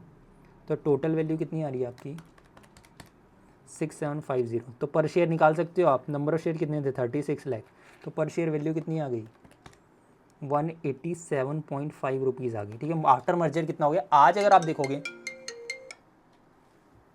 तो अगर आप यहाँ पे ध्यान से देखोगे हमने कितना फेयर प्राइस निकाला, ये 187.5 निकला है शेयर का मर्ज कंपनी का, और अगर आप यहाँ पे देखोगे करंट मार्केट प्राइस कितना था 180। तो मर्जर के बाद ऑब्वियस सी बात है जब मर्जर हो जाएगा, और इनको टॉल को कितने पे इशू हो रहा होगा 187 वाले शेयर ही तो मिल रहे हैं मर्जर के बाद, इनको तो यही मिल गया। तो इनको मिला क्या वो देखोगे आप, हमने पे क्या किया, हमने 6 लाख शेयर दे दिए, कितने रेट वाले 187.5 वाले, तो 6 से मल्टीप्लाई कर लेना 1125 आ जाएगा, और मिला क्या हमें, वो तो मार्केट वैल्यू वही मिली है 900 लाख की, तो माइनस किया 900 लाख, तो ये आपका गेन कितना आ रहा है 225 लाख, ठीक है। कोई दिक्कत नहीं होनी चाहिए, ठीक है, इतना ही आ रहा होगा यस, ठीक है। और लास्ट में एक और चीज़ पूछी थी इन्होंने, क्या पूछा था, कह रहे हैं कि गेन क्या हुआ एक्विजिशन से, गेन डेफिनेटली हुआ है ना आपको, एक्विजिशन से गेन कैसे निकाल लोगे आप, गेन आपको अगर आप ध्यान से देखो कि आपका मर्ज्ड एंटिटी की क्या वैल्यू थी, वो आपको पता है यहाँ पे कितनी 6750, ठीक है, 6750 मर्ज थी, एग्जिस्टिंग वैल्यू दे लेना लॉन्ग की, एग्जिस्टिंग ले लेना टॉल की, तो गेन फ्रॉम एक्विजिशन निकल जाएगा, ठीक है। यहाँ तक कोई डाउट आपको होना नहीं चाहिए, बहुत सिंपल मैनर के अंदर मैंने आपको करा दिए हैं, ऑलमोस्ट खत्म ही होने वाली है RTP, ज़्यादा चीज़ें बची नहीं है। इसके बाद आ जाइए आप, ये बहुत इंपॉर्टेंट टॉपिक है म्यूचुअल फंड्स का, जो कि है आपका डिविडेंड इक्वलाइजेशन, ठीक है। डिविडेंड इक्वलाइजेशन कोई भी छोड़ के नहीं जाएगा, पेपर के अंदर बिल्कुल आ सकता है, एंड बहुत ज़्यादा इंपॉर्टेंट एक कॉन्सेप्ट होता है। डिविडेंड इक्वलाइजेशन का मतलब क्या होता है कि कोई भी आपका ऐसा इन्वेस्टर नहीं होना चाहिए कि दूसरे के फायदे से वो जो है आगे अपना फायदा ले रहा है। इसका मतलब क्या है, मैं आपको समझाता हूँ। एक म्यूचुअल फंड की क्या है, ओपन एंडेड स्कीम है। एक म्यूचुअल फंड की ओपन एंडेड स्कीम है। ओपन एंडेड स्कीम में क्या होता है कि आपके कितने भी नंबर ऑफ यूनिट्स, नए नए यूनिट्स इशू होते रहते हैं। मतलब हो गया क्या कि आज 10 लाख यूनिट थे, कल को और यूनिट होल्डर्स आना चाह रहे हैं तो वो आ जाएंगे, पैसे मिल जाएंगे, मुझे पैसा इन्वेस्ट कर दूंगा, बात खत्म, ठीक है। क्लोज एंडेड में क्या होता है, एक पर्टिकुलर 10 लाख यूनिट है तो 10 लाख ही है, वो क्या करते हैं फिर मार्केट में ट्रेडिंग होती है शेयर्स की तरह, और जैसे ट्रेडिंग होगी तो सेल बाय कर लेंगे। इस केस के अंदर ऐसा नहीं होता, ये डिफरेंट केस होता है, नए यूनिट होल्डर होते हैं। तो इसके अंदर दिक्कत क्या आएगी, लेट सपोज यहाँ पे अप्रैल चल रहा है, ठीक है, अप्रैल चल रहा है, यहाँ पे क्या हुआ, 10 लाख यूनिट होल्डर आए। इतनी बात आपको समझ आती है, 10 लाख यूनिट होल्डर है, या आप 10 लाख मत लो, आप 1,000 लो अभी, ठीक है, 1,000 यूनिट होल्डर आ गए, ठीक है, ये क्या है, यूनिट होल्डर, यूनिट्स। तो आज जिसने 1,000 यूनिट खरीद लिए स्टार्टिंग में, अब हुआ क्या कि यहाँ से यहाँ तक 10,000 की इनकम हो गई डिविडेंड की, 10,000 की डिविडेंड की इनकम हो गई। अगर ये 10,000 की डिविडेंड की इनकम हुई तो इस पर कितना, किसका अधिकार है, इन्हीं 1,000 यूनिट वालों का अधिकार है, हज़ार का अधिकार है। ये यूनिट भी मत बोलो, इसको आप कह लीजिए यूनिट होल्डर ही, ठीक है। तो ये आपके यूनिट होल्डर्स।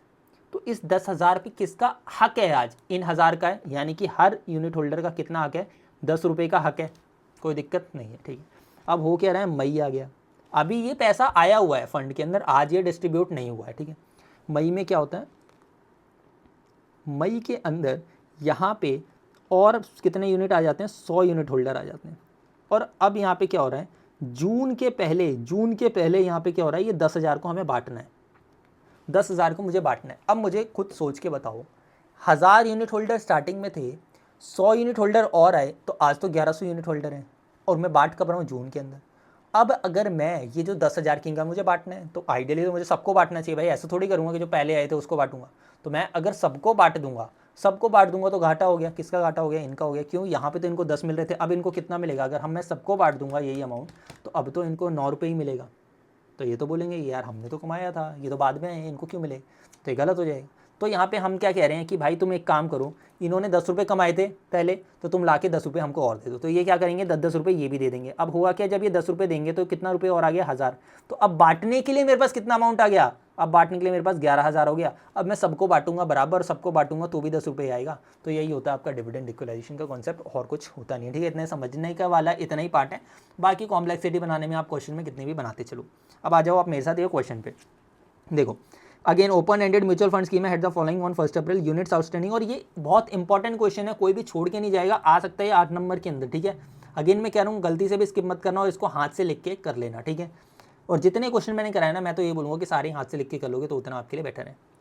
वैसे 1 घंटे का टाइम तो हो गया ऑलमोस्ट हमको, क्योंकि हमने सारे क्वेश्चन डिटेल में करे, कराने को मैं आपको 40-50 मिनट में करा देता अगर मेरे को टिक लगवाने होते, ठीक है। बट अगर मैं करा ही रहा हूँ तो मुझे ढंग से ही कराने थे, इस वजह से मैं आपको लिख के ही करवा रहा हूँ कि आपको कोई डाउट नहीं होना चाहिए। यूनिट्स आउटस्टैंडिंग अगर आप देखो 400 लाख है यहाँ पे, ठीक है। एनएवी आपको 19 दे रखिए, कोई दिक्कत नहीं। एंड ऑफ अप्रैल में क्या हुआ है, 5 लाख यूनिट्स इशू हुए हैं, ठीक है। अगेन मैंने वही बोला ना कि स्टार्टिंग में यूनिट और इशू हो रहे हैं अप्रैल में। 2% का एंट्री लोड है, adjusted for equalisation. End of में रीपर्चेज हो गए, एडजस्ट फॉर इक्वलाइजेशन, जून में डिस्ट्रीब्यूट हो गई वैल्यू। तो सबसे मेन जो चीज़ होती है ना इसमें, ये इनकम अवेलेबल फॉर डिस्ट्रीब्यूशन की टेबल होती है, ठीक है। इनकम अवेलेबल फॉर डिस्ट्रीब्यूशन, तो यहाँ पे 3 कॉलम बनते हैं। सबसे पहले आपको लिख लेना होता है कि आपके यूनिट्स कितने हैं, यहाँ पे आपने लिख लेना होता है पर यूनिट कितना है, और यहाँ पे आपको लिखना होता है टोटल कितना है, ठीक है। 3 कॉलम में कैलकुलेशन चलेगी। अब अगर आप यहाँ पे ध्यान से देखो, सबसे पहले इनकम अवेलेबल फॉर डिस्ट्रीब्यूशन है, तो मतलब जो इनकम हुई होगी वही बांटनी है। तो सबसे पहले हम क्या करेंगे, अप्रैल की इनकम लिख लेंगे यहाँ पे। तो हमें क्या किया, अप्रैल की इनकम लिख ली, वो कितनी है हमारी 31.960। इस पर किसका हक होगा, हक के हिसाब से समझना इसको। हक आज जो पुराने यूनिट होल्डर हैं उनका ही तो हक होगा, जिन्होंने अप्रैल से पहले यूनिट खरीद रखे हैं। किन्होंने खरीद रखे थे, ये 400 लाख ने। तो 400 लाख ने जब खरीद रखे थे तो 31 पॉइंट, तो यहाँ पे आपको यूनिट्स लिख देने 400 और इसको डिवाइड कर दो बस, ठीक है। तो पर यूनिट का अधिकार कितना हो गया, 0.3196। तो हर एक यूनिट होल्डर का 96 डिवाइडेड बाई 400 डिवाइडेड बाई 400, ठीक है। तो 0.7079, ठीक है। ये अधिकार है एक एक यूनिट। अब क्या होगा, अब यहाँ पे अप्रैल तो ख़त्म हो गया, ये तो अप्रैल की बात हो गई। अब क्या हो रहा है कि एंड ऑफ मई में, एंड ऑफ अप्रैल के अंदर ही, ठीक है, तो न्यू यूनिट्स आ गए, ठीक है जी, न्यू यूनिट्स आ गए। न्यू इशूड यूनिट्स, ठीक है। तो अगर ये है कितने यूनिट्स हमने इशू करे थे, हमने करे हैं 5 लाख यूनिट, ठीक है। तो अब मुझे एक चीज़ सोच के बताओ, कल को कोई दिक्कत ना हो इन 400 लाख यूनिट होल्डर्स को, तो मैं क्या करूँगा, 5 लाख वालों से भी उतना ही पैसा मंगवा लूँगा जितना मैंने पहले कमा रखा है। तो आज मैं क्या करूँगा, इनसे भी ये मंगवा लूँगा कि भाई मेरे को ये पैसे ला के दो, क्योंकि कल को बांटू तो बराबर हो जाए, ठीक है। तो 0.5 इंटू 0.799, तो ये हो गया। एक बार मैं चेक कर लेता हूँ, ठीक है, 0.3995, ठीक है, कोई डाउट नहीं। अब क्या होगा यहाँ पे, अब आप अप्रैल ख़त्म हो गया, यूनिट्स भी इशू कर दे, तो 405 लाख यूनिट होंगे। ये आपके पास आज इतना ही आएगा। आज आप बांट भी दो इतना अमाउंट तो भी कोई फ़र्क नहीं पड़ता, और मल्टीप्लाई कर लेना है इसको इससे, तो ये आपका टोटल आ जाएगा कितना, 32.3595। अब क्या हो रहा है, मई आ गया। अब क्या होगा, अब आपका अप्रैल एंड हो चुका है, ये हो गया एंड ऑफ अप्रैल, ठीक है, एंड अप्रैल। अब आ जाइए आप, क्या मई का मंथ आ गया, तो मई की इनकम आई होगी। मई की इनकम कितनी आई थी, आप ऊपर देख के बताओ, 46.125। तो ये आपकी इनकम आपको लेनी पड़ेगी यहाँ पे 46.125। इस पर किसका अधिकार है, जो पुराने यूनिट होल्डर थे, आज पूरा का पूरा उनका अधिकार है, तो 405 वालों को ये अधिकार है इसके अंदर। तो ये क्या करेंगे, 46.125 डिवाइडेड बाई कितना, 405, तो ये हो गया कितना, 0.1139। कोई दिक्कत नहीं।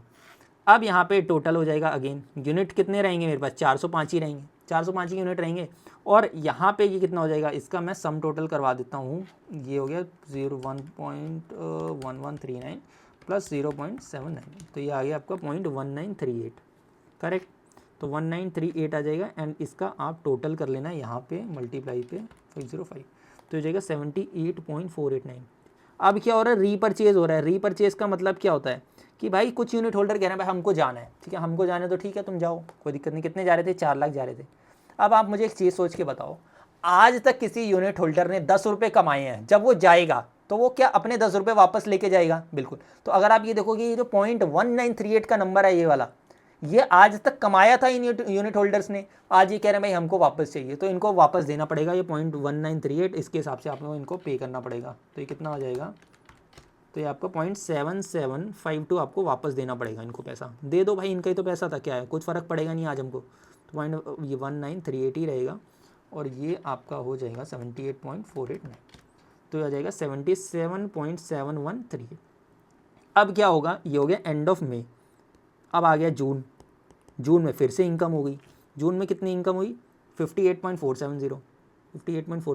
अब मई के एंड में जब 401 थे, तो हक भी किसका होगा, 401 वालों का ही होगा। तो इसको डिवाइड कर देना किससे, 58.470 को डिवाइड कर देना 401 से, तो पर यूनिट हक कितना हो जाएगा इनका, 0.1458।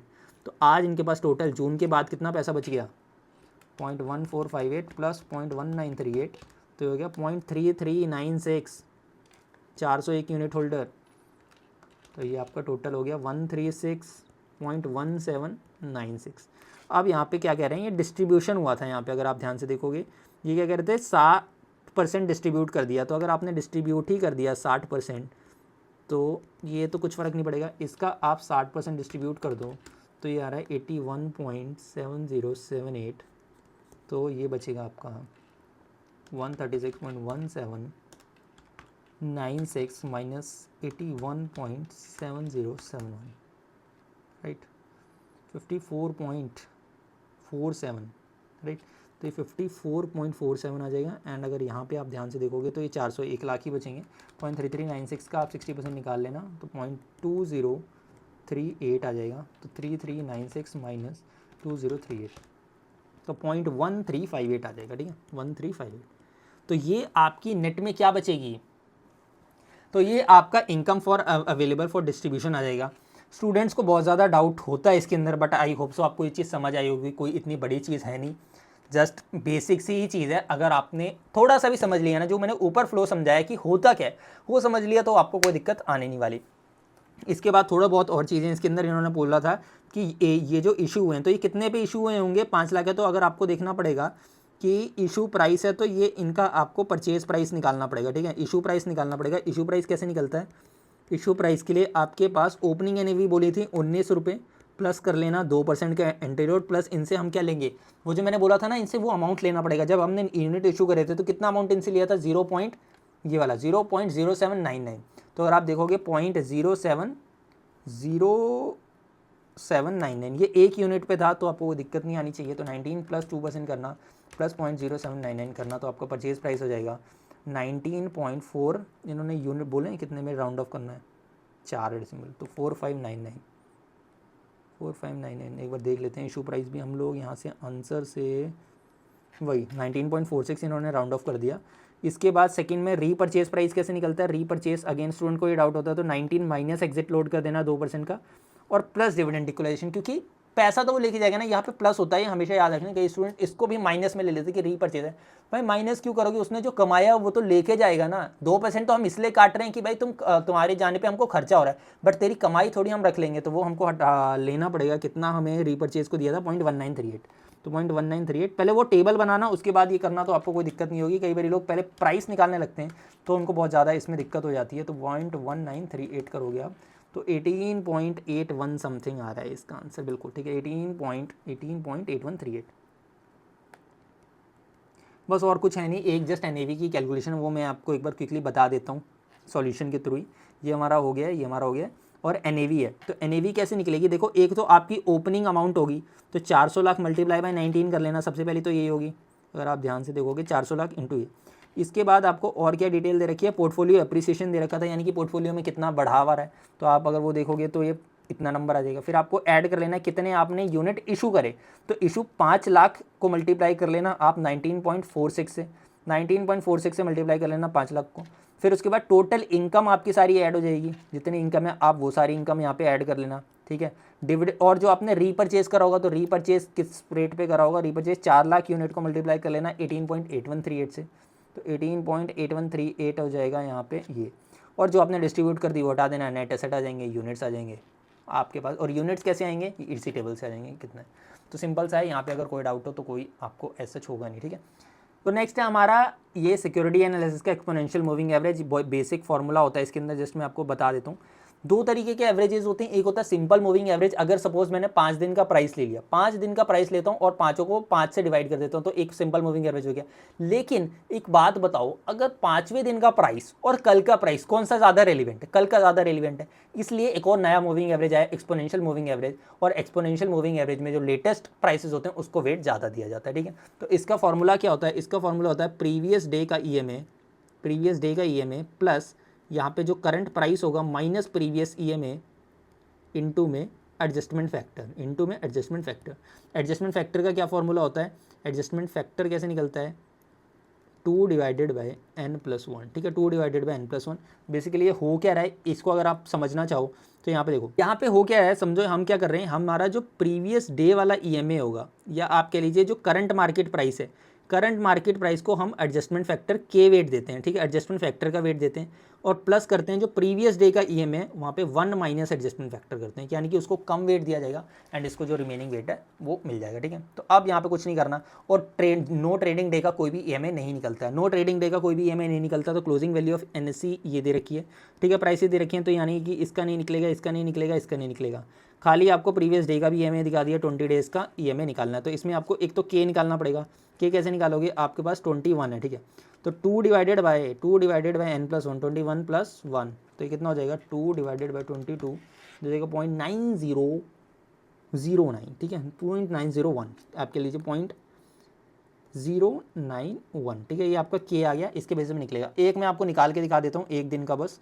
बाकी और कुछ करना नहीं है। लेट्स सपोज मैं आपको दिखा देता हूँ ये डे 1 का ही, ठीक है, डे 1 का कैसे निकलेगा, आपका जो प्रीवियस डे का ईएमए था, यानी कि कितना 26,024, तो एक तो आपको ये ले लेना है, प्लस क्या करोगे, करंट मार्केट प्राइस कितना है 25,877 निफ्टी का, राइट, माइनस कर देना इसमें से प्रीवियस डे का ईएमए, और जो हमने एडजस्टमेंट फैक्टर निकाला था 0.091, तो कितना हो जाएगा 25,877 माइनस 26,024 इंटू 0.091 प्लस 26.0, तो ये आ जाएगा आपको 26,010, ठीक है, 26,010.623। कुछ नहीं करना, सेम फार्मूला लगाते जाओ, होता जाएगा। बस आपको क्या करना पड़ेगा, ये जो न्यू ईएमए है ये आगे आगे यूज़ करते चलना है, न्यू ईएमए वाले को ही आगे यूज़ करते जाना है, और कुछ है नहीं, सिंपल सा था ये आपका कॉन्सेप्ट।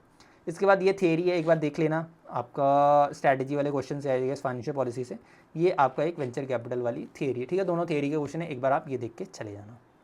तो सारे क्वेश्चन हमने कर लिए, सिर्फ हमारे दो ही कॉन्सेप्ट अभी, दो क्वेश्चन बचे हुए हैं, एक वो पोर्टफोलियो वाला एंड एक डेरिवेटिव वाला। तो एक बार क्विकली वो कर लेते हैं एंड उसके बाद जो है हमारी आरटीपी खत्म हो जाएगी। अराउंड हमें 1.5 घंटे का टाइम लगा, बट हमने बढ़िया से जो है सारे क्वेश्चन कर लिए। तो अब आ जाते हैं हमारे ये क्वेश्चन नंबर 9 पे, जो कि पूछा गया है पोर्टफोलियो मैनेजमेंट से एंड सिंपल सा क्वेश्चन है, बीटा निकालना है इसमें। और आपको पता है बीटा के लिए जस्ट आपको फॉर्मूला लगाना होता है। बीटा का क्या फॉर्मूला होता है? वैसे तो काफ़ी सारे फॉर्मूले, इसमें कौन सा लगेगा? Covariance of security in market divided by variance of market, ठीक है, कोई दिक्कत नहीं। अब आपको अगर निकालना है यहाँ पे सबसे पहले कोवेरिएंस, तो आपको रिटर्न निकालनी पड़ेगी। सबसे पहले रिटर्न निकालनी पड़ेगी एके लिमिटेड। एके लिमिटेड की रिटर्न कैसे निकलेगी? 2023 की निकलेगी, 24 की निकाल सकते हैं, 25 की निकाल सकते हैं। कैसे निकालेंगे? इसमें से ये माइनस करना प्लस उसका डिविडेंड, इसमें से ये माइनस करना प्लस उसका डिविडेंड, इसमें से माइनस करना प्लस उसका डिविडेंड, डिवाइड बाय क्या कर दोगे आप? जो भी बेस ईयर होगा। तो यहाँ पे आप देखोगे, अगर मैं आपको रिटर्न्स बता दूँ तो एक निकाल के बता देता हूँ। देखो 279 को माइनस करना 242 से, प्लस करना उसमें 25 का डिविडेंड, डिवाइड बाय 2 करना 242 इंटू 100 करना, तो ये आ जाएगा 25.62%, ठीक है। सिमिलर वे में आपके तीनों निकल जाएंगे और कोई चेंज नहीं है।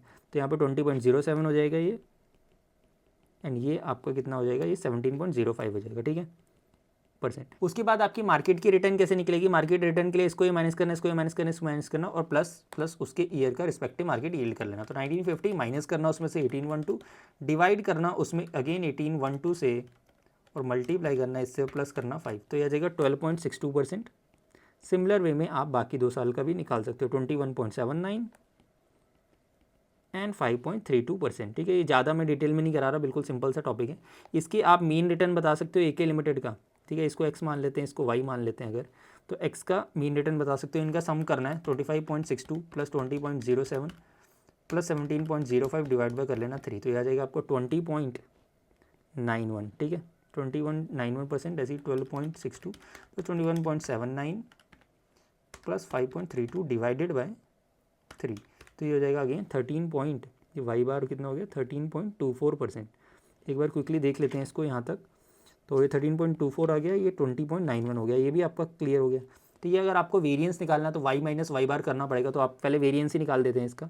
तो ये y माइनस वाई बार करना, ठीक है, उसका स्क्वायर करना, तो वो कितना आ जाएगा? एक बार आप देखोगे 12.62 माइनस 13.24 का स्क्वायर आ रहा है 03844।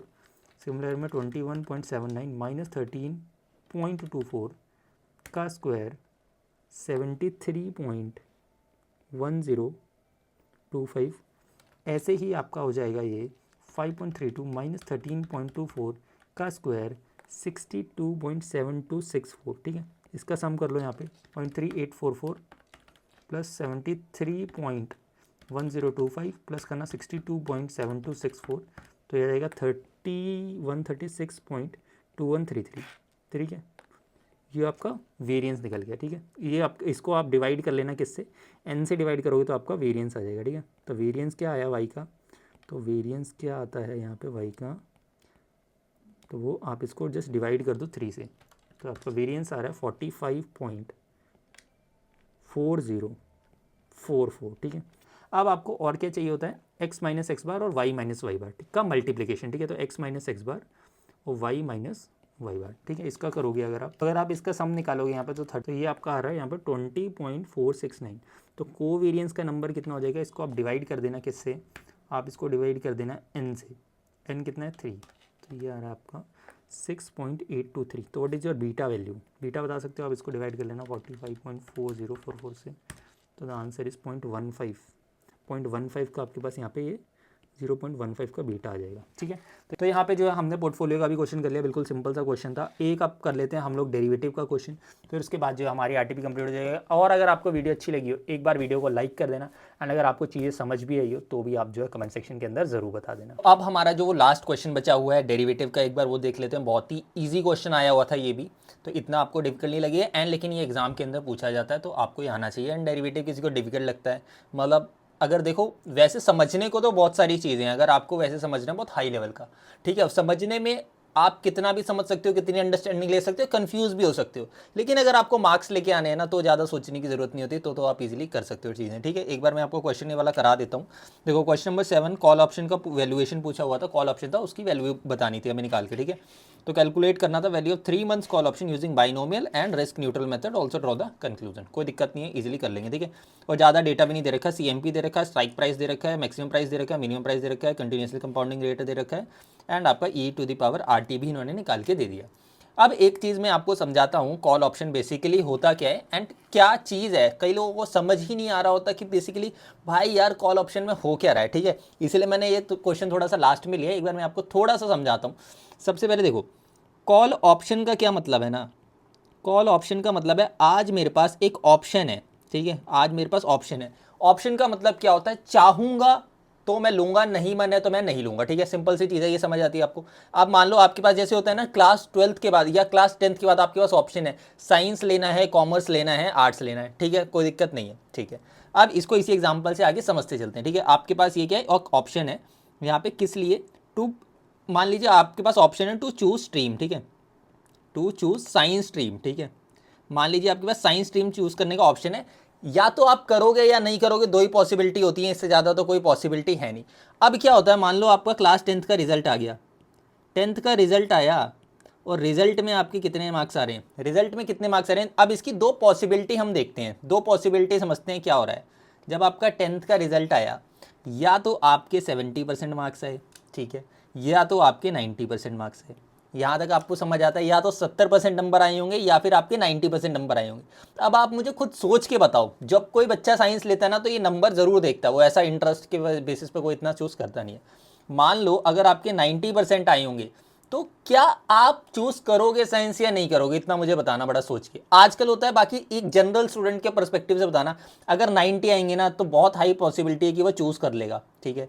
इसी को हम क्या करेंगे, मान लो वो चूज़ कर लेता, तो उसने क्या करा, अपना ऑप्शन एक्सरसाइज कर लिया, ये इसने अपना ऑप्शन क्या कर लिया, यहाँ पे एक्सरसाइज कर लिया। और अगर 70% आए तो भाई मैं कहूँगा नहीं यार मुझे नहीं चाहिए, देखो साइंस मेरे से तो नहीं हो पाएगी, और जनरल यही एटीट्यूड होता है स्टूडेंट्स का। तो 70% पे लैप्स हो जाएगा, मैंने ऑप्शन नहीं लिया। सिमिलर वे में एक शेयर के पर्सपेक्टिव से इसको समझते हैं कि मेरे पास एक शेयर का ऑप्शन है, ठीक है, शेयर का ऑप्शन है कि भाई मैं क्या कर सकता हूँ, कल को 700 रुपये में शेयर खरीद सकता हूँ, ठीक है, ठीक है जी, 700 रुपये में आप खरीद सकते हो शेयर, ₹700 के अंदर मैं बाई कर सकता हूँ 3 महीने बाद। ये याद रखना, कब करूँगा, 3 महीने बाद।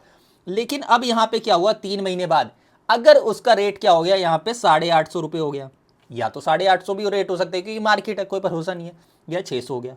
अब मुझे सोच के बताओ, क्या जब 850 रुपये रेट हो जाएगा तो मैं ये बाई करूंगा नहीं करूंगा, खुद सोच के बताना। आज अगेन वही सिचुएशन हो गई ऊपर जैसी, भाई अगर 850 रुपये में, 850 रुपये में मुझे मार्केट में मिल रहा है, लेकिन मैं खरीद सकता हूँ 700 रुपये में, तो मैं खरीदूंगा क्यों नहीं खरीदूंगा, कि मैं खरीदूंगा ही क्यों, क्योंकि आज मैं 700 रुपये में खरीद लूंगा और जाके मार्केट में 850 का बेच के 150 रुपये का प्रॉफिट कमा लूंगा। दूसरा केस समझते हैं, ये ऑप्शन है, मैंडेटरी नहीं है। तो यहाँ पे क्या हो जाएगा, अगर ये वाला केस होता है तो मेरे को 150 रुपये का प्रॉफिट हो जाएगा यहाँ पे। लेकिन अगर 600 रुपये हो जाता है, अगर मुझे सोच के बताओ 600 रुपये में मुझे मार्केट से मिल रहा है, सोच के बताओ 600 रुपये में मार्केट से मिल रहा है, और मुझे कितने कितने का मेरे पास ऑप्शन है, 700 में खरीदने का। मैं 700 में क्यों खरीदूंगा जब मेरे को मार्केट में 600 का मिल रहा है, तो मैं 600 में खरीद के काम खत्म करूंगा और मुझे ये ऑप्शन लैप्स हो जाएगा, मेरा एक्सरसाइज करूंगा नहीं। ये सिंपल एक ऑप्शन होता है एंड उसका मीनिंग यही है। कई लोगों को ये मीनिंग नहीं समझ आता है, इसलिए मैंने आपको एक ब्रीफ में समझा दिया। अब एक बार मैं आपको क्विकली क्वेश्चन करा देता हूँ, क्वेश्चन में तो कुछ ज़्यादा है नहीं, एंड देखो इन डेप्थ कराने में तो बहुत टाइम लग जाएगा, बट अपने को जस्ट अभी ये लास्ट क्वेश्चन बचा है, क्विकली इसको खत्म करते हैं। कोई डाउट हो तो आप मुझसे पूछ लेना, ठीक है। देखो यहाँ पे हो क्या रहा था, करंट मार्केट प्राइस दे रखा है आपको, यहाँ पे मान लीजिए ये CMP दे रखा है कितना, 840 का, ठीक है। उसके बाद बोल रहा है स्ट्राइक प्राइस, ठीक है। तो स्ट्राइक प्राइस क्या होता है, जितने में मेरे पास ऑप्शन होता है। तो आज मेरे पास कितने रुपए में ऑप्शन है, ₹900 में खरीदने का ऑप्शन है, कॉल ऑप्शन है, पुट ऑप्शन होता है सेल का। अब ये कह रहा है या तो 3 महीने बाद ये 1050 हो जाएगा, ठीक है, या तो 1050 हो जाएगा, या ये कह रहा है कितना हो जाएगा, ये 756। तो आप मुझे बता सकते हो पे ऑफ कितना होगा प्रॉफिट। अगर 1050 हो गया रेट, तो मैं क्या 900 रुपये में खरीदूंगा नहीं खरीदूंगा, 840 नहीं कंसिडर करते हम, 900 रुपये में खरीद पाएंगे, 840 में नहीं खरीदेंगे, इसका कोई इधर रेलिवेंस नहीं है। तो अगर मैं 900 में खरीद लूंगा और जाके 1050 में बेच दूंगा, तो मेरे को 150 रुपये का पे ऑफ मिल जाएगा इस पॉइंट पे, ठीक है। और या अगर 756 हो जाता तो मैं लैप्स कर दूंगा, क्यों खरीदूँ मैं महंगे में जाके, तो यहाँ पे 0 रुपये का पे ऑफ हो जाएगा। सिंपल सी बात, यहाँ तक आपको समझ आनी चाहिए। तो अब आप मुझे बता सकते हो कि अप फैक्टर कितना होगा आपका। अप फैक्टर होता है 1050 को डिवाइड कर लेना आप 840 से, तो 1050 को आपने डिवाइड करा 840 से, तो आपका अप फैक्टर आ गया 1.25। सिमिलर वे में डाउन फैक्टर निकाल सकते हो, डाउन फैक्टर में 756 को डिवाइड कर लेना 840 से, तो ये हो जाएगा आपका 756 डिवाइडेड बाय 840, तो ये आपका आ गया 0.9। ठीक है, अब आप मुझे प्रोबेबिलिटी बता सकते हो। कैसे प्रोबेबिलिटी कैसे निकलती है आपकी, अपसाइड की प्रोबेबिलिटी कैसे निकलती है, जो कि आपका e की पावर RT होता है, माइनस करना डाउन साइड, डिवाइड में कर रहोगे आप upside minus down side factor. तो ये कितना आ रहा है, इसकी वैल्यू आपको दे रखी है 1.0202, माइनस डाउन साइड दे रखा है 0.9, डिवाइड बाय कर लेना आप 840 नहीं, आपका अपसाइड का कितना था 1.25, माइनस करना 0.9, तो P कितना आ गया अपसाइड की प्रोबेबिलिटी आप बता सकते हो 1.25 माइनस 0.9 एंड 1.0202 माइनस 0.9, तो ये आ गया आपका 0.34। तो अपसाइड की इतनी है तो डाउन साइड की 1 माइनस पी बता सकते हो 0.66। तो अब वैल्यू कैसे निकलेगी ऑप्शन की, ऑप्शन की वैल्यू बिल्कुल ईजिली निकल जाएगी। या तो मेरे 150 प्रॉफिट होने की प्रोबेबिलिटी कितनी होगी 0.34, और प्लस जीरो की प्रोबेबिलिटी कितनी है 0.66, डिवाइड बाई ई की पावर RT करते हैं, उसकी वैल्यू दे रखी है 1.0202। तो सिंपली 150 इंटू कर लेना है आपने 0.34, डिवाइड करना है 1.0202, तो आंसर आ जाएगा आपका 49.99 आ गया। ये कौन सा मेथड होता है, ये बाइनोमियल मेथड होता है, और ये बाइनोमियल ट्री ऐसे करके बनता है। तो अगर आप यहाँ पे वैल्यू देखोगे तो 49.99 आ गया। ठीक है, दूसरा मेथड देख लेते हैं एक बार, risk neutral method. Risk neutral method में आपको यहीं क्विकली करा देता हूँ। देखो रिस्क न्यूट्रल मेथड में क्या करना होता है, आपको कुछ नहीं करना होता। आपको क्या करना है, 1050 की प्रोबेबिलिटी माननी है P, 756 की प्रोबेबिलिटी माननी है 1 माइनस पी, तो ये हो जाएगा 756 इंटू 1 माइनस पी, ये किसके बराबर होता है 840 इंटू ई की पावर RT, तो 1.0202। तो इसको सॉल्व करके P निकालना है आपको जस्ट। तो अगर मैं इसको निकालूँ तो ये हो जाएगा मेरा 1050 minus 756, 294 P plus 756 is equal to 840 into 1.0202, तो ये हो गया 856.968 माइनस करूँगा 756 एंड डिवाइड करूँगा किससे 294 से। तो ये अगेन इसमें भी 0.34 आ रहा है, और 1 माइनस पी अगेन 0.66 आ जाएगा। सेम मैनर में सॉल्व करोगे आंसर अगेन यही आ जाएगा। तो कंक्लूजन यही है कि दोनों बेसिस में जो वैल्यू आ रही है आपकी दोनों मॉडल्स के अंदर सेम आ रही है। तो यहाँ पे जो है हमने पूरी AFM सब्जेक्ट की May 26 अटेम्प्ट की RTP कंप्लीट कर ली है। एंड अगर आपको ये वीडियो अच्छी लगी हो तो एक बार आप वीडियो को लाइक कर देना, चैनल को सब्सक्राइब कर देना, और अगर आपको कोई डाउट हो तो आप मुझे कमेंट सेक्शन में बता देना। और किसी और सब्जेक्ट की अगर आपको कोई स्पेसिफिक वीडियो चाहिए, कुछ भी चाहिए, कोई भी पर्टिकुलर चीज़ चाहिए, आप मुझे कमेंट सेक्शन के अंदर बता सकते हो। और कोई एनालिसिस बनाना है तो आप मुझसे कहीं पे भी कनेक्ट कर सकते हो। सो मिलते हैं किसी नेक्स्ट वीडियो के अंदर, जब तक के लिए thank you everyone and all the very best for your exams.